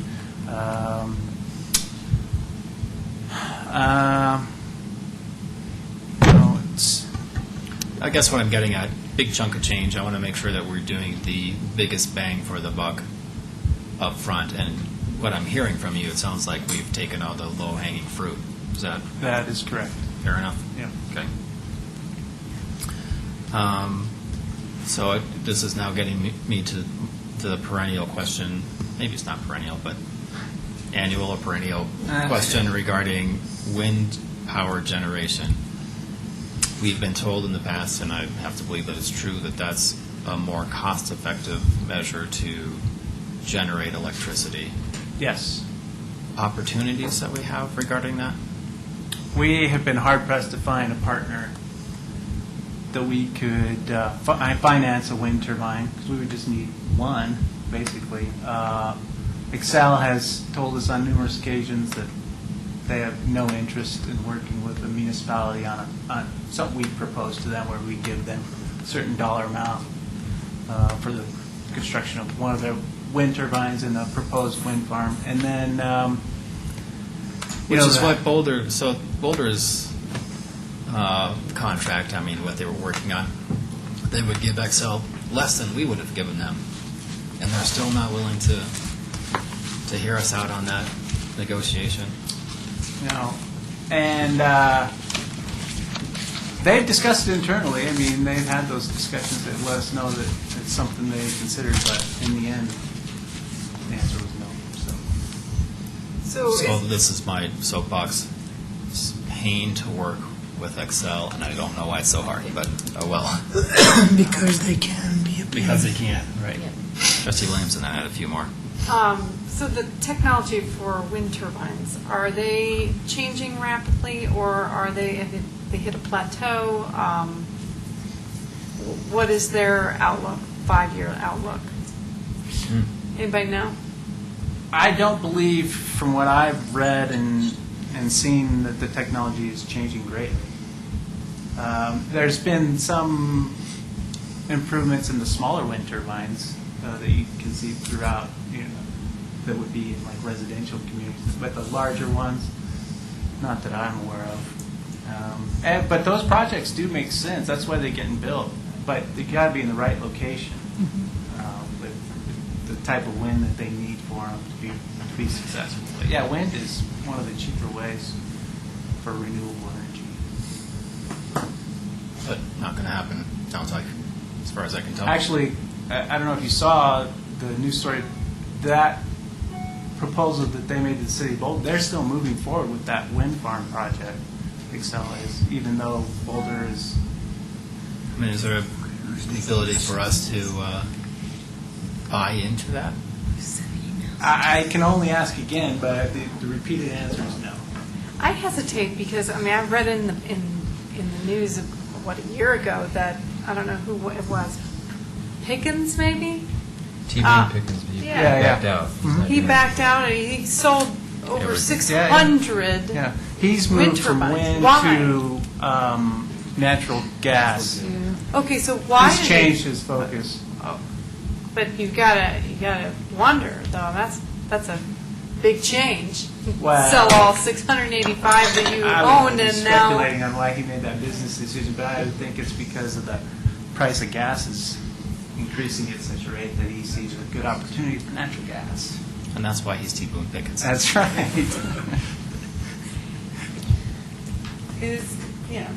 So, and then my last one has to do with just the aesthetics of it all. So, we're adding more and more things. I mean, the ones at the water treatment plant, I think, will be essentially not visible or not much. But at the wastewater treatment plant, we see some building creep there that, we keep adding things. And we say we're I never understand that, and that has been a concern. Saddlebrook, when we Talked to him last year about the Phase 1, didn't have any concerns. And the way I look at it is if you look at the hillside and the way it looks without them, actually, it might be an improvement. Can we ask a question of Mr. Altman? At the projections into the future of the look and feel of solar, I mean, it's got to be changing. I mean, it's changed. It has changed. I'm so glad I didn't put that ugly stuff on my roof before, because they're talking about, I'm just enough of a student of silicone, wafer production, all that kind of stuff, to knowing enough to be dangerous. So please correct me. But one of the technologies that's being explored is actually making it roof shingle size, so that when you shingle a roof, the silicone's embedded in the shingle, and thereby you don't have the unsightly panels. And so this goes to my argument of both rapidly changing production, and that silicone production is so much higher than it used to be. The cost profile of silicone so much lower. What do you know about those physical characteristics? Without getting into a whole physics lecture on this, the technology you're talking about refers to is called Building Integrated Photovoltaics, or BIPV, and it's made very specifically for residential applications to replace roof shingles.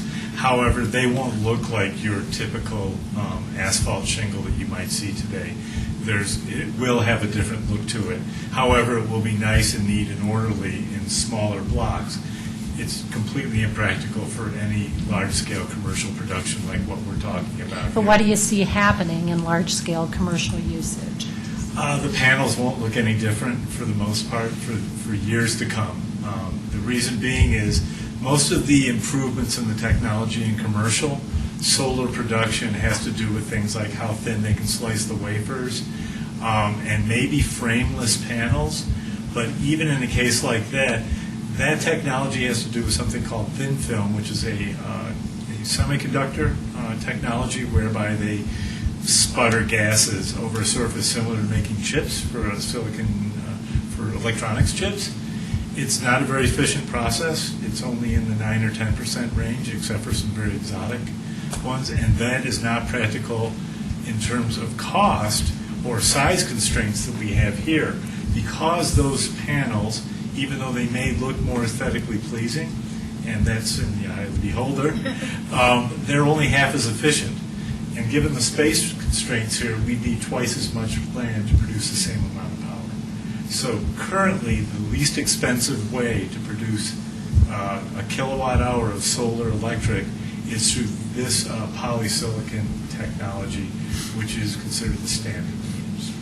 And I think the only technology or look and feel change I've seen recently is taking the circuitry type stuff and putting it on the bottom, so you get a little bit more power from the spaces that used to have a little bit of, That's silver. right. That's exactly right. It's not always common to be able to find those, and that's not. And they couldn't quote me a price difference. So Yeah, it's actually it's a fairly experimental process, and it's a complex part of assembling the panels. But you do get a much more uniform black surface on the face of the panels. They look eye of great. the beholder. Yeah. Yeah, exactly. I think they look better, but we're trying to keep the price down here. Trustee Pennington, you had mentioned something about your concern about the 1603 grant, which I believe you answered. Very specifically, while the grant will probably not be extended after December 31st of this year, the grant is good for any project that's substantially started this year, as long as 5% of the money has been expended in hard materials, which Bell is easily able to do well before December 21st. Of course, or we'll never have it done. After that, you'll have until 2016 to actually finish a project. And these projects are very modest in size, and we have a very good schedule. We've been on the property. I have many assurances from my director of operations that we will have these projects not only substantially started, but they will be completed by December 21st or thereabouts. Other board questions?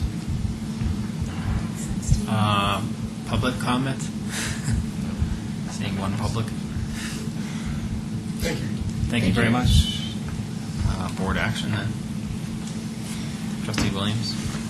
I'd like to make a motion for Resolution R-29, Series 2011. A resolution of the Board of Trustees of the Town of Superior approving an agreement with Bella Energy for the installation of photovoltaic systems at the water and wastewater treatment plants. Motion by Trustee Williams, second by Trustee Skumas. Skumas? I've been called worse so far. Sorry. Let's see, further discussion. The return on investment gives me heartburn, but I'm convinced that actually if we've calculated that a fixed cost for Excel power is in that model, which I'm assured it is, that the return on investment is going to be much faster. And it's still much better than the interest rate. It's much better than 0% interest rate. Or 1 or 2. Or Yeah. negative. If I Trustee Pennington. If I can take the contrary view, I think that there's absolutely no reason to rush to do this. I think technology is changing rapidly, cost profiles are changing rapidly, and as all this happens, I have full faith that there will be additional significant credits offered to the industry to try new technologies and such, so I see absolutely no reason to commit to this at this particular point in time. I think we have the opportunity here to wait and see what happens and make perhaps a better informed decision as we see what a little bit of the near future holds. So just beg to differ there. No, Something's to expire. I totally understand that. I get that opinion, and I appreciate it.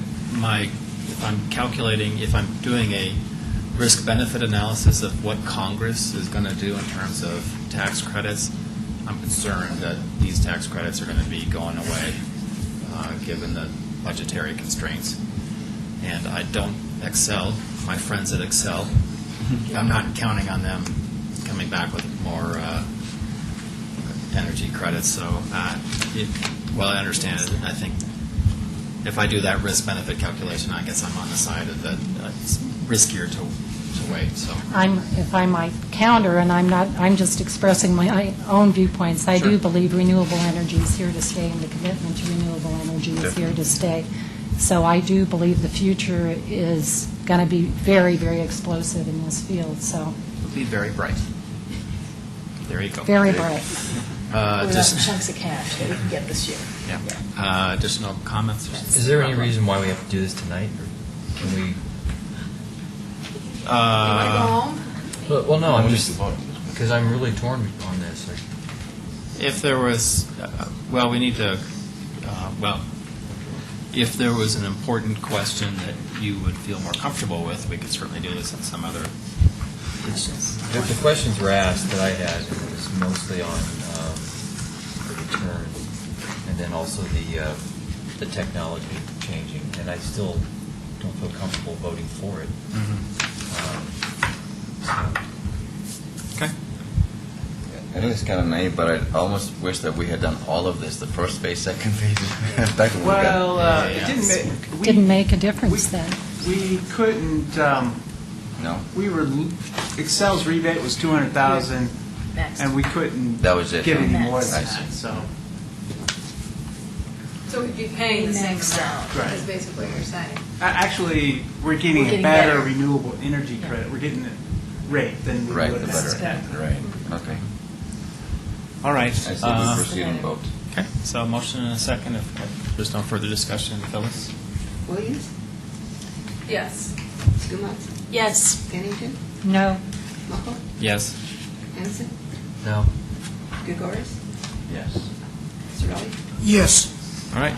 Very good discussion. That motion carries. So, and then be interested in getting our performance. Well, we got the second We need to do the resolution. next Oh, yes, thank you. So, yes. Modification to that. Yeah. Okay.